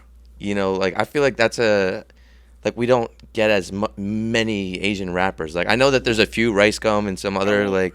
I will say this. The thing about it is this. There's barriers to this shit. Like, for example, here in America, it's like the foreground is so focused on mainstream artists. You feel me? So you that's all you hear. That's all you see. But once you go overseas, it's a whole fucking different world. And again, it's weird how they do it, but for example, as we're talking about this right now, Asian artists, I guarantee you, either today or tomorrow, an Asian artist is gonna pop up on your phone. Oh yeah, I mean they're listening right now. That's yeah, what I'm saying. So it's like, and it's weird it's just weird how they do that though, because it's like, if you was to go overseas, you will start finding all these different artists, and I don't know how they do it, but it's a barrier to it. So there's a lot of them out here. It's a lot of them out here. I'm sure there is. But again, it's from what you like, what you listen to, what you tap, those all play a part into how you find them. It's weird. Just saying, it's weird as fuck. But there's a lot of Asian people out here. It's actually this one dude, I forgot his name. He's from L.A. And he's doing it big. I don't know if he's Asian or Chinese. But yeah. I recently found this one artist, Jay Tager. I think it's like kind of spelled like Taylor, but with the J. Tager. Yeah, Tager or something like that. And he just came out with the song "Like I Do," and I did a remix for it. Oh, for real? Yeah, so I actually tagged him in a story, and he said, "This is crazy, bro," on it. I was like, "Damn, that's sick." Hey, so he just came out with a remix with this guy Will something. I forget his last name, that's but tough. really big artist now. But like the collab was super dope. You guys should check out the song. But for sure, I'm releasing that remix like next week. Oh damn! Hey, send it to my DM. Man. Yeah, we definitely gonna. But super talented. He sounds like Tyga, For real? but like with some soul. But you know what's crazy? They love our music. Oh, Asians? Yeah, they love our music. Like, or tigers? Asian people, like, honestly, like BTS, for example, like a lot of their music and dancing and all, like they incorporated that from, you know, like artists like Nicki Minaj and like, that's what I'm saying. I really want to take a trip to like Japan. Yeah, me too. I want to go take a trip to Japan because like over there, like it's so big. Hip hop is big over there, and it's like, I guarantee if I was to go over there and do my music shit, and like for like a month or two, I guarantee like I will come back like a fucking looking Asian. I kid you not. I think because the love overseas is so different, right? But like, I guarantee you, I'll come back with probably like 20,000 followers. I kid, yeah. It's just like the support. They look at you like, oh my gosh, like wow, like what the hell, like they I don't know what it is. Well, one that they're probably not used to a lot of black people over there. Oh, that is true. That is true. So that's already going to be polarizing. Yeah. They're like, who is this guy? Then you're talking about a story that they don't even know. They're like, oh, this is new. So it'd be it'd be interesting to see. Like, you should just go out there just for. I know. Trust me. I plan on traveling. I plan on. You know, that's what's crazy is sometimes all you really need to do is take that one step outside the circumstances, to realize what value you really have, because you're just so used to things playing out the way they are around here. I don't know. People, I say this all the time. Some people are going to be stuck in the DMV, and there's going to be some people that are going to make it out. I feel like people here get too comfortable. People think this is it. This is it. No, travel. Travel. Like me, like I gotta get my passport. The world is huge, and as an artist, I feel like that right there is like it's a must. Because you don't know how many times I've taken trips and then come back, and it's like I've been motivated, just inspired, just to write, just to talk about my experience. So like a trip overseas would be crazy. Yeah. Like maybe go to Rolling Loud in Japan or something. Like, I don't know. That would be crazy. But that would be sick. I really respect Asian culture. I love it so much. They fresh. Yeah. They fresh. They know how to dress. They just got this type of swag. Like, oh my gosh, bro. Like, they put that shit on. Would you who's would you say is the swaggiest? Out of what? Out of in the world, like which country or which people do you think are the swaggiest? Like they got the coolest vibe, like at least the appearance or whatever. I'm gonna give it to I gotta give it to everyone in China. Everyone in China. Really, Chinese? Well, I mean, kill me if I might sound dumb, but China, Asia, or all them, all just the Asian continent. Everybody on that, yes, because they know how to fucking dress, bro. Like now New York. They adapt a lot. Yeah, New York is fly too. They have a lot of people who pop out for Fashion Week and all this other stuff, but the craziest I've seen is I gotta give it to the Asians and stuff, man, because like they got stuff that we don't even know about. Yeah, they're ahead of the curve. Like literally, like I kid you not, bro. They even from devices, bro. They will pull out these cool little gadgets. The Soulja Boy Game Boy. You seen that? Oh no, I haven't seen the new one that's coming out. The Soulja Boy. Is a Soulja Boy Game Boy coming out? Yeah. Are you serious? He's been making video games, but damn. So he's the first rapper to actually come out with his own video game system. That's crazy. But he got sued by Nintendo. Did you hear about that? Oh, he had a cease and desist because he had like a game like Super Smash Bros. On was his. it Super Soulja Boy? I think it might have been something like that. That sounds crazy. like a good idea, but that's crazy. I mean, I give it to him though. He's a smart dude though. Soulja Boy, he's a businessman. Yeah, he's smart. I will say that because he's tapping into industries that most people wouldn't even consider. So I definitely give him that. But still, Asian culture, Chinese culture, like they to this day they always surprise you with some new technology, clothes or shoes or something. Even disease. Not just kidding. Hey, hold up. Hey, cut. Yeah. Hey, wait. That's the end of the show. My man said, hold up. Hey. This is all scripted. Yeah. This is not. Yeah. This is not government funded. No, man. Damn. You said disease. Crazy. Wow. Oh, see, I didn't say virus. See, that's the. All right. Hey, but what I was gonna say. So, what industries do you feel like you want to tap into when you're like, when you have the resources of like, let's say Soulja Boy. Like once you're way up there, you have a lot of very accomplished albums and stuff like that. What are you trying to get into? I definitely want to tap into the fashion industry. I'm actually in the process of designing my own merch right now. But I always love, stepping out with the crazy crazy outfits, crazy things. Like, I had a performance not so long ago. I was wearing the big red boots. Mm-hmm. Had my those big Mega Man boots. Yeah, my fit was crazy. Like, I was the first one to really wear those boots out Are they here. like $500? Now I don't know what the prices are now, but somewhat around there. Jeez, Yeah. just for some plastic that goes up to your. Nah, bro, no, them things is crazy. Like when you put them on, you feel like a whole different You can person. bounce. Shit. They're like moon shoes. You could say that. They actually just came out with the all black version, and the all black versions go fucking crazy. Really? Bro, oh my gosh. Do they feel comfortable? Like, what is it about them? Honestly, I feel like one, it's a fashion. It's a fashion statement. It's see, the thing about fashion is, one, having that one item or piece of clothing that a lot of people don't have access to, but also,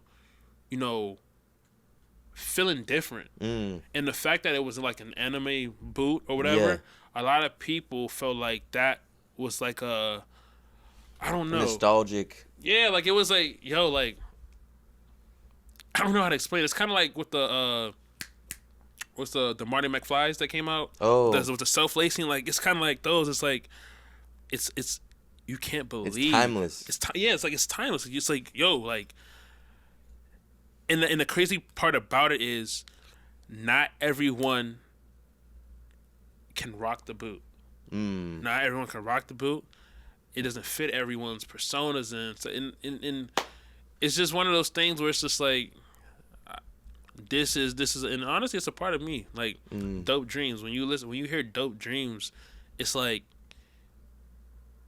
I don't know. I want people to kind of be like, like, this dude is weird but different, you know. And on top of that, like, I want to make pieces one day where it's like, I'm timeless. When I go out, you're gonna know this is a part of my brand. I'm gonna wear those signature shoes. I'm gonna wear those signature pieces of clothing where no one else is gonna wear it. Like, they're gonna be like, what the fuck, bro? Like, literally, I've walked out in Rockville. I walked out different places, and everyone's taking their pictures. And, bro, can I take a picture with you? This and the third. And, like, I want to be better than Kanye. Like, you talking about? What do you mean better than Kanye? I want to be better than Kanye. Kanye. Oh, you mean fashion? I mean, yeah, because, like, I love Kanye because he's very strategic on his pieces, but it's different. It's just different. He makes iconic pieces, pieces that stand out, but also pieces that, like, you question. Yeah, like for example, the pods. Like, those little sock pods, like the Yeezy pods. I think I saw what you're talking about. That's a shoe, but with just like plastic on the bottom, it looks rubber. Weird as hell. But then again, if you look at Kanye, what he represents in his style of clothing, minimalness. Like, it's simple, but it's different. It's like a mixture of military and homeless. Yeah, and it's like, but it looks cool. Yeah, it looks cool from the raggedy. Back. To be honest, like, I feel like he really started the whole baggy pants wave. Like, everyone wearing all these big, like, even with these are like flared pants. It's kind of baggy, and it makes the shoe kind of look. It looks kind of chunky, but cool from the side. Like, again, like, I want to make iconic pieces, and again, a part of me as an artist too, when I go out and perform and what I wear, I want to be simple but complex. You wanted to represent who you are. Yeah. So, and again, that all has to do with dream. like, I want dream big or go home. Like, that's what I really want my clothing to kind of, like, represent. I just thought of a really cool piece of clothing. So it's gonna be called Dreams, and it's gonna be transparent clothing. So it's gonna be like this, but it's like you can just see everything. It's like you can see my chest, but I'm wearing like a piece of plastic, kind of like a fishnet. Or... No, it's plastic. It's plastic? Or whatever. Maybe it is cloth. Oh, I wonder if you could make transparent cloth. That'd be interesting. Shit, hey, look.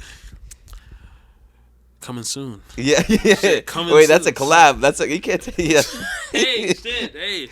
Hey, who knows? I just became director of of operations at Dreams Incorporated. Hey, look, well, if you're watching this right now, 5 years from now, that's here, then it was first set here. It was first set here. But nah. I feel like with fashion and music, they play their hand in hand in expression. Hand in hand in expression. Like, for example, like, you see how Gunna dress? Like Gunna, like, see how his style is very, it's unique and it's, I don't know how to explain it. Is it sophisticated? Somewhat, but you know it's Gunna based off what he's wearing. He be wearing. So I think of his glasses. That's all I can really think about. Oh, well, that too. But he be wearing like a lot of like crazy colors, but crazy like materials as well. And it's like when you think of Gunna and you listen to his music sounds kind of futuristic, ambient with a mixture of some crazy stuff going on. But you match his music with how he dressed, it fits together. You know what I'm saying? So it's like, I don't know. I want to do something like that. I do want to, because I was in the jewelry industry for about two years or so. I actually do want to like start like my own jewelry company. Kind of like make like I just want to make like timeless pieces, like grills. You can actually make jewelry? Can you make jewelry? Like I make? So I don't know how to manufacture it. But I have been wanting to go in that path a little bit. Like I was actually trying to go to Grill Academy. Really? Learn how to like take gold, mold it, and turn it into like grills and shit like that. Like I was thinking about doing. They actually have a school for it. Oh, sick. So it's like you just get your certificate once you pass those classes and everything like that. Get your kit or whatsoever. Boom, you can literally start making it from home. Like so it's like, and honestly, it's really easy. The only thing about that is like finding, suppliers and stuff like that, of course. But like honestly, there's gold everywhere. Like a lot of women have like earrings that they lost, and you could take those up and you can make a lot of gold out of that itself because you just melt it. You feel me? Right. But honestly, just tap into like the jewelry industry and Did you see what Will.i.am was talking about? Because you know Will.i.am? Mm-hmm. Yeah, so he's like a famous producer, Dirty Bit. Amazing producer, and it's part of the Black Eyed Peas. But yeah, now he's been focusing on this AI learning and like I saw this interview where he's talking about how things are gonna be so watered down, and it's just based off like reacting to pictures and memes and letting machines really do our critical thinking, that we're gonna be like devolving as a species. Oh yeah. Based off of this AI and thinking that it's gonna enhance us, but it really is gonna make us rely on computers more. And that he's very concerned, and I resonate with that, which is concerning. People don't know how to wake up and not touch your phone. Like it's I mean, I've been there too, but I would say if you do not know how to go at least a day without touching your phone, or like putting yourself in the real world and actually doing things by hand, you're gonna have a hard time. Once I got myself together, February of last year up until now has been nothing but success in each and every way. Locked in with Double M Studios, making great music, still making great music. Met so many different artists. Had the chance to perform at the BET Hip Hop Awards. Very nice. Been a part of so many things.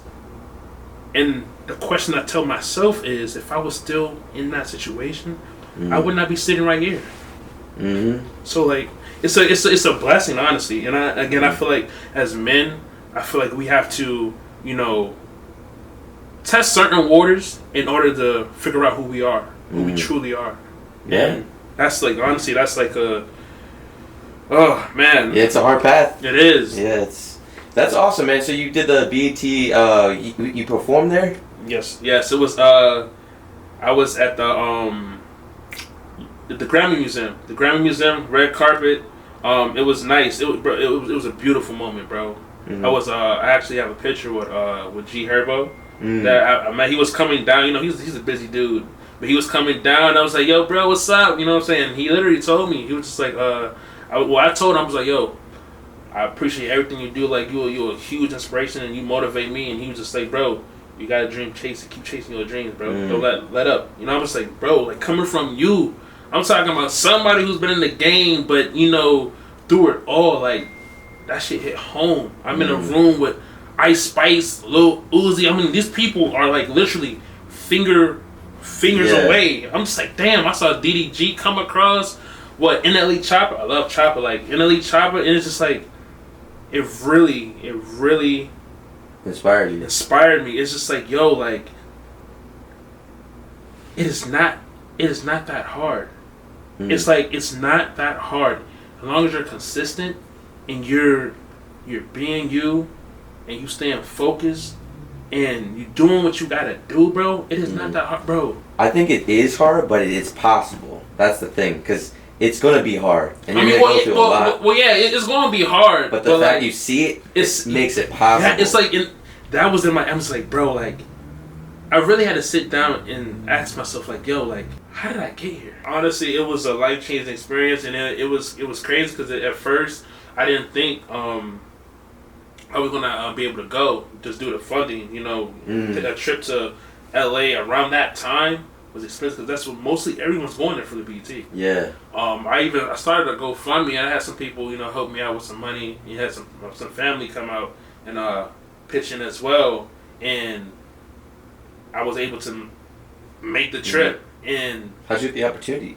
So basically, there's this platform called 2 Hot Radio. 2 Hot Radio, where you submit your music and you have people vote for you. I was able to make it into, so they have tiers. If you make it to tier 1, you get the opportunity to perform at, you know, the bigger platform events. Yeah, basically like the talent show. And I came out on top, and I was able to perform the red carpet event. It was a beautiful experience. I met Dave from the Grave. He's like a popular Florida artist. And it was so many people, and it's just, again, like, these people are in front of your face, yo. It's crazy. And I also was at the award show, and just seeing how everyone is set up in a line. At first, I didn't even know that the BET, you know, the BET is actually free.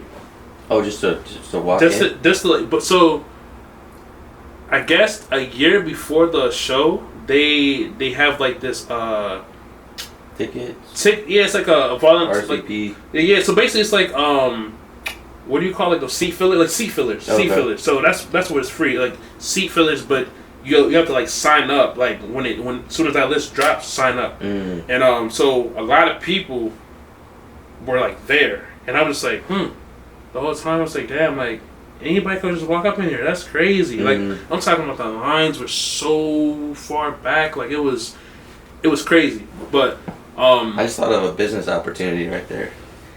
Oh, you? Yeah. So I might do it, but maybe probably not. But I like the plot and so. No, honestly, it's the world is yours, bro. So here's the big business opportunity right here. So you get you make a website, and so it's going to be called Save Your Spot. Win a chance to go to the BETs. So that's what it's going to be called. And so you got to text a certain number in order to get an entry, and then you have to pay $5 entry or something like that. And there's going to be a raffle at the end of the thing, and then because you're gonna RSVP 10 seats, and so you're gonna win. You can based off of going to the BET Awards, all these people that want to do it. You sell each raffle ticket for $5. You're making thousands of dollars, and then you can save your own seat. Hey, that's not bad. I mean, people were trying to sell their tickets too. They were trying to sell it to 200, 300, 400 for 2 tickets. I'm just like, you know, that's. I mean, shit, go ahead, but I'm not paying that. But now, but yeah, for the BET though, it was an honor. It was definitely an honor to be on a stage where other artists performed, to be in a room where artists that I look up to were at, and just like seeing the whole thing happen in front of your face, like, it's different from watching it on TV to actually being there. So when you're there, like, and you're trying to network, because my mind is always in network mode. Like, what can I do in order to stand out? How can I make an impression? Mm-hmm. What can I say? So that's why, boom, mm-hmm. Hey, I got a podcast, love to have you on. Mm-hmm. It isn't, hey, I want to work with you on music. Yeah. It's, hey, I'm a producer, that's what I do. Yeah. But I'm going to offer you this opportunity to put yourself out there, at least from my platform. Yeah. So I'm going to try to use that angle. Well, what angle did you try? Honestly, I'm going to be real with you, bro. I was so, like, what the fuck? Like, honestly, I will say this on my part. I have to have like artist cards, like, okay. Yeah, because I feel like that right there was like the peanut butter to everything. Everyone was out there, because you gotta understand, these people, they have time slots, they have things that they're doing. They got paparazzi next to them. They got the security. Like, it was even hard to even be able to say something to G Herbo. You feel me? But he was walking literally where he was coming from. He was coming from out of the hotel, and I was right outside the hotel, because like it's right next to the stadium that's the award show was in. And he's coming out. He got a security guard. He got his little entourage with him and stuff like that. And he's coming down. So we literally crossing paths, and I'm just like, yo, what's up, bro? Like, I'm talking to him, but at the same time, I couldn't even really say nothing to him that I want, because it's like he's straight through. But a lot of people out there had, yo, here, you take my card, bro. It'd be a nice time, or whatever it is. You know what I'm saying? Because it's not as much time consuming than having a conversation versus you can just, hey, bro, this is my card. I'm an artist. I'd love for you to check me out. Yeah. So definitely, that's on my part. I feel like I messed up on, not having the right.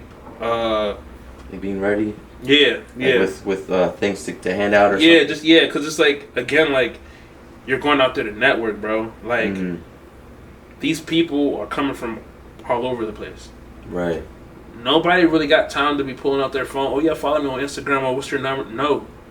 Have you QR code on a card with your information. Here, this is my card right here. Take it. They put it in their pocket. I think because I think in every, like, let's say, because in every social setting, besides you having inherent value from offering, your musical abilities and people seeing that, and the fact you performed already, boom, you have like, you've showcased what you can do. So people are going to remember that. They're going to be like, oh, that's the guy who performed. Already you got the leg up. So now let that speak for you.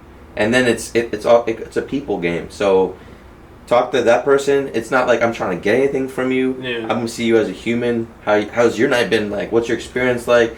Hey, you know what? I got to talk to this person. I want to introduce you to, hey, have you met blah, blah, blah? And now you're the one introducing people instead of you always trying to, hey, I need something from you. Yeah. I mean, and I will say, too, like, I noticed that I ain't gonna lie, I was very scared and kind of, like, nervous to kind of approach these people, too. Because it's just, like, I don't know. I don't know if it's pride or ego. I don't know what it was, but it's just, like, I felt like I'm somebody, too. Me personally, that's why I really want to take a trip to Jamaica too, so I can like tap in with my roots more, but also understand more about where you come from. Yeah, but yeah. Other than that, like this bead right here. Yeah, what is that? This is it's more like a heirloom, honestly. It's real bone marrow. It's a Rastafarian bead, and yeah, I attached it to my hair because with locks,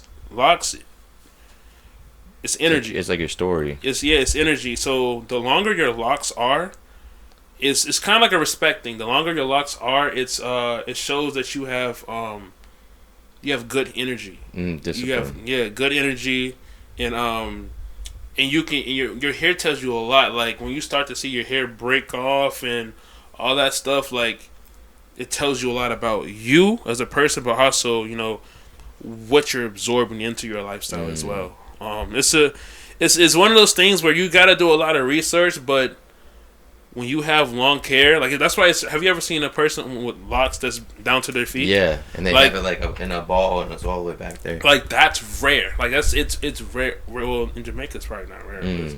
It's rare as fuck. Like most people will like trim them and stuff like that. Well, especially if you live around escalators. Escalator. Well, it's because you just step on one and you're gone.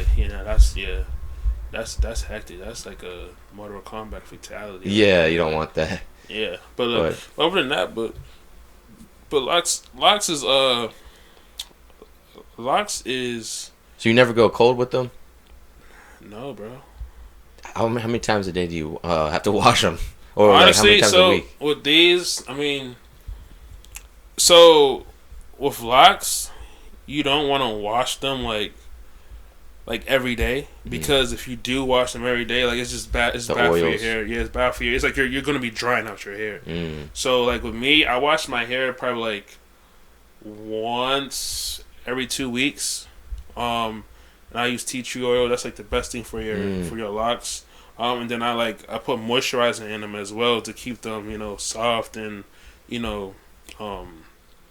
moisturized. Yeah, yeah. But because for example, if not, I've had since I dyed them, my first time dyeing them, you see right here, if you feel this is so dry, it's dry. Yeah. But then when you feel that one feels like a Cheeto.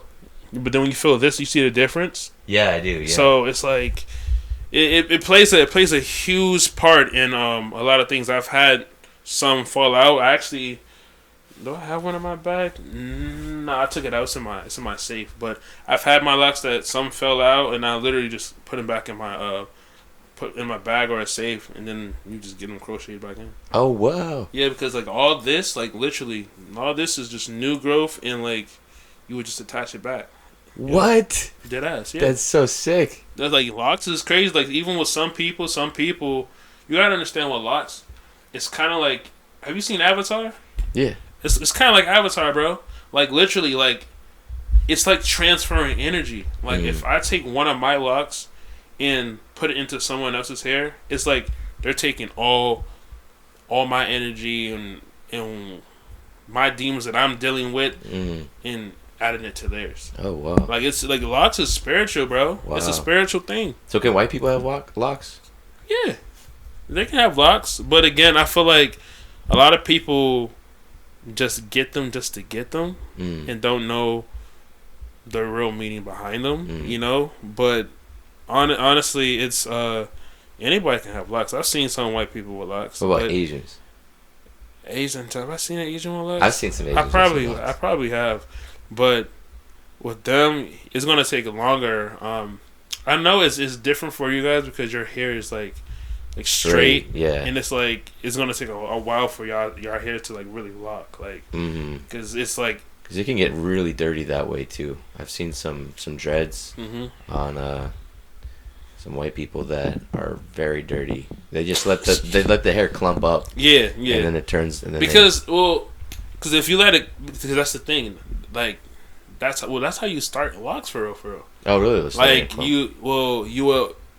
You don't want to do anything to it. For example, when I first started mine, I had to go months and months and months without washing my hair. So it was stinky, it was nasty, sweaty, knotted. But you want that to happen so they can start to form. And then once they form and once they're locked in, to the point where this, because mind you, this right here is all. This is like a root for real. It started like this, and then it just kept getting longer. And you just retwist it. So, it's you have to get it dirty for it to clamp up, and and then once it's locked, you wash it, and then you just retwist it. Okay. So it's weird. It's really weird, but yeah, man, my locks is crazy. I feel like it's like a curtain for your face. Well, it's coming up. I always had my hair in my face. I always had my hair in my face because I didn't want people to see my face at all. But now it's just I love my face. Man. Yeah, man. Well, I feel like we touched base on a lot of things, and you're definitely a dynamic character, singer, artist, aspiring fashion mogul. There's a lot to come from you. Where can people find you? You guys can follow me on Instagram. It's DOP3 2_Dreams with a Z. YouTube, same thing. DOP3 Dreams with a Z. I'm not really active on Twitter, but it's DOP3 Dreams with a Z. And yeah. Cool. What's next? What should people expect? Whew. This year is gonna be a crazy year. I'm gonna be dropping more singles, hopefully some music videos, more content dropping. I do wanna start doing like vlogs and stuff so people can be a part of my daily life. I just want to be interactive and just being consistent. Just keep on being consistent. I want to keep giving you guys reels, new music. Trust me, I have the music that I have coming. Y'all gonna be blown away. And yeah, there's gonna be more venues, more performances. It's gonna be a crazy year. I'm just trying to execute it. Oh my gosh, execute through it all, and deliver the best version of myself, and give you guys, the creativity and the art that you guys deserve. So yeah. Well, I look forward to it. So I wanted to announce there's a producer pod kind of get together party where the guests on the producer pods are gonna come together, and we're gonna have like a showcase with everybody. That's what's up. And I've got a certain venue I have in mind. I'm gonna be highlighting a lot of the artists. And, wow, that's crazy. That's what's up. So that's dope. I'd love to have you on there. I appreciate you, man. Honestly, like I really appreciate what you're doing. You're giving artists like myself and different people like the outlet to be able to be heard, and it takes a lot of boldness, again vulnerability as well, and it takes a lot of spirit to do what you do, for real. Like it's actually crazy. I actually have my own radio show. You do? I have my own. When I was going to Montgomery College, it was called The Box, and I was interviewing like local artists and stuff like that. Oh, you so were? Like, trust me, we have a lot in common. But like, no, I really do want to say like I appreciate you just for having me here, and for again reaching out to different artists and giving us a platform to speak on and be a part of. A lot of people don't do what you do, and the fact that it's happening here in the city that I've grown up in, like it's amazing for real. I appreciate that. I really appreciate this, and I can't see what you accomplish. Can't wait to see. Yeah, I can't see. It's crazy. On my way here, actually, I was just like, yo, like after this, like I cannot wait to like return back and just like from everything that we talked about and discussed, because I honestly didn't know like where it was gonna go. Yeah, like, coming here, but it's like I was already thinking like, yo, like I can't wait, bro. Like a year from now, or 2 months, or 2 years from now, like it's coming back on the show, and then just like seeing how much we both grown and just like talked about this and seeing where we at now. Like I was just like, damn, like bro, I already see it, I already feel it. Like it's gonna be like on some shade TV shit. Like we just gonna come back, yo. So so I heard recently that you just got into a new relationship, and I'm like, damn, like hell yeah, shit. We got the drink in the hand, like so. Yes, we'll have lower voices. Oh yeah. Well, my fault. Got too excited. Yeah, no. I'm saying lower voices as in the pitch of our voices are gonna be lower, man. So it's gonna be. We're going to start talking sophisticatedly. Our vocabulary will be very different in a few years. I don't even know how to do that. Hello. How low can you go? Hello. I'm Batman. Well, mister, hello. Hello. This is what I imagine you testing the mics at one of your biggest shows, and just like the stadium. Hello. Yeah. My name is. Hey, there we go. Dreams. It's like, no, see, you should make a song like that. Have you heard a guy named Corpse? Nah. He's got a really low voice, makes him really cool, kind of rockish emo vibes, but his voice. His like voice is even lower than that. Shit. I wonder what his real voice sound like. I think it is like that actually. It's really. You know what's really crazy low. though? Like I've learned this from what's the artist name? Kendrick Lamar. Kendrick Lamar. You see how his voice is very pitchy and stuff like that. Like I remember when. Yeah. So literally his voice wasn't always like that. So apparently as an artist, I guess, like depending on if you sing high all the time or if you talk high or like rap high, like when you're high. Nah.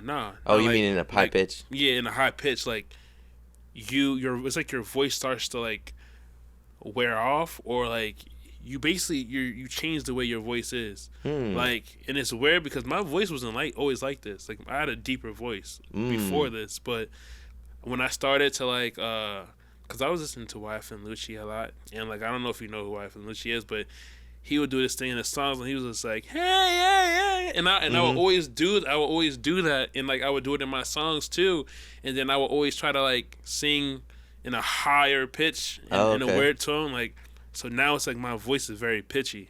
Ooh, and it's like I don't like right now I sound like so like I don't like that shit. You don't like it? I don't like that's your voice. You can't hate on your voice. Because it's just like when you look at me, you wouldn't think my voice is this pitchy. Like, have you ever looked at somebody and you're like, I don't know, you just think that they have like a lower voice, but then they're like, "Hi, I'm Charles." Like, it doesn't add up. I'm like, oh shit, like.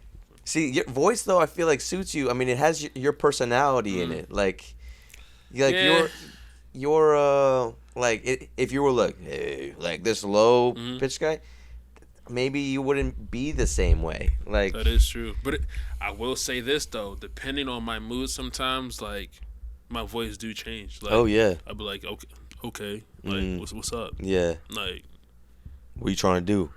Yeah, like I don't give two fucks, bro. Yeah, but then it's like, oh yeah, what's up, bro? How you feeling? Like I don't know. It's yeah. When I wake up in the morning and I'm like sick, my voice gets so low. See if I can try to like tap into it. I gotta get into like a ritual. Oh man, I gotta tap into it. Yeah, but see, it gets super low. I actually like that side of me though. The lower voice. Yeah. Crazy. The other day I was rapping, and I was recording on BandLab, and I lost my voice. And when I kid you not, like my voice was so raspy, but like it sounded so cool because it was just like, yeah, this is new me right here. Yes. Like, and it was crazy. I was like, I can't talk. Like, I'm just like, damn. And I was trying to make like a rock song or some shit. Oh, that's sick. Cause like that shit is, bro. Oh man. That's the thing too. Like I feel like when my voice is lower, like I'm like sick, and also I don't have as much tolerance for like leniency in my interactions. Like I'm like less patient, or I'm just kind of like just no BS. Like I'm very just like. It is what it is. Like, give it to me real. Like, I don't have time for all the other stuff. I get like, I don't know what it is. This like certain sense of like people are just here, like whatever you need. Like this is it. Like, you know, like they try to. I get a sense of like this respect that is like, it's kind of nice. Like it's. I don't know how to explain it because it's kind of like I guess guys can feel it. Like I'm sure you feel it when you walk around. Just being like a really big guy. Like if you don't say anything, sometimes that silence says enough, and that people will like respond to it. And they're like, "Oh, this guy's like." Nah, a lot of people. I feel like a lot of people sometimes they're intimidated by me. I don't know why. I think it's because of my face expression sometimes. Because like when I'm out in public, like I'm very nonchalant. Like unless I like know you or like, you know what I'm saying, like I'm very nonchalant, but I'm like, how you doing? Like I'm very straightforward, you know, and I don't know, I think I intimidate a lot of people, but I don't know. Yeah, some people, my boys be like, well, yeah, you're a big ass black man. What you think? Like, bro, you big as shit. You tall. You got long hair, and you look mad as fuck. What do you think? Somebody's not. They're gonna be scared of you, bro. Like, I was like, damn. Yeah, that's why I always try to see past the surface. You know, it isn't always what you see. You know, I think there's a lot of depth to people, and and I just love getting to know people of all kinds. So, dude, I appreciate you being on the show, man. Hey, no I problem. feel like I appreciate you having me, man. Banger. Shit. Oh. I appreciate Yes, you, man. Shit. Yes, well, hopefully if the cameras are still on, if you guys go check us out. Instagram, all that. Tap in with your boy, man. Yes, It's the one and only, the producer pod. You feel me? New If music. you ain't, listen, if you ain't here, you bullshit. Hey. But yeah, I appreciate you guys. I will catch you guys next week.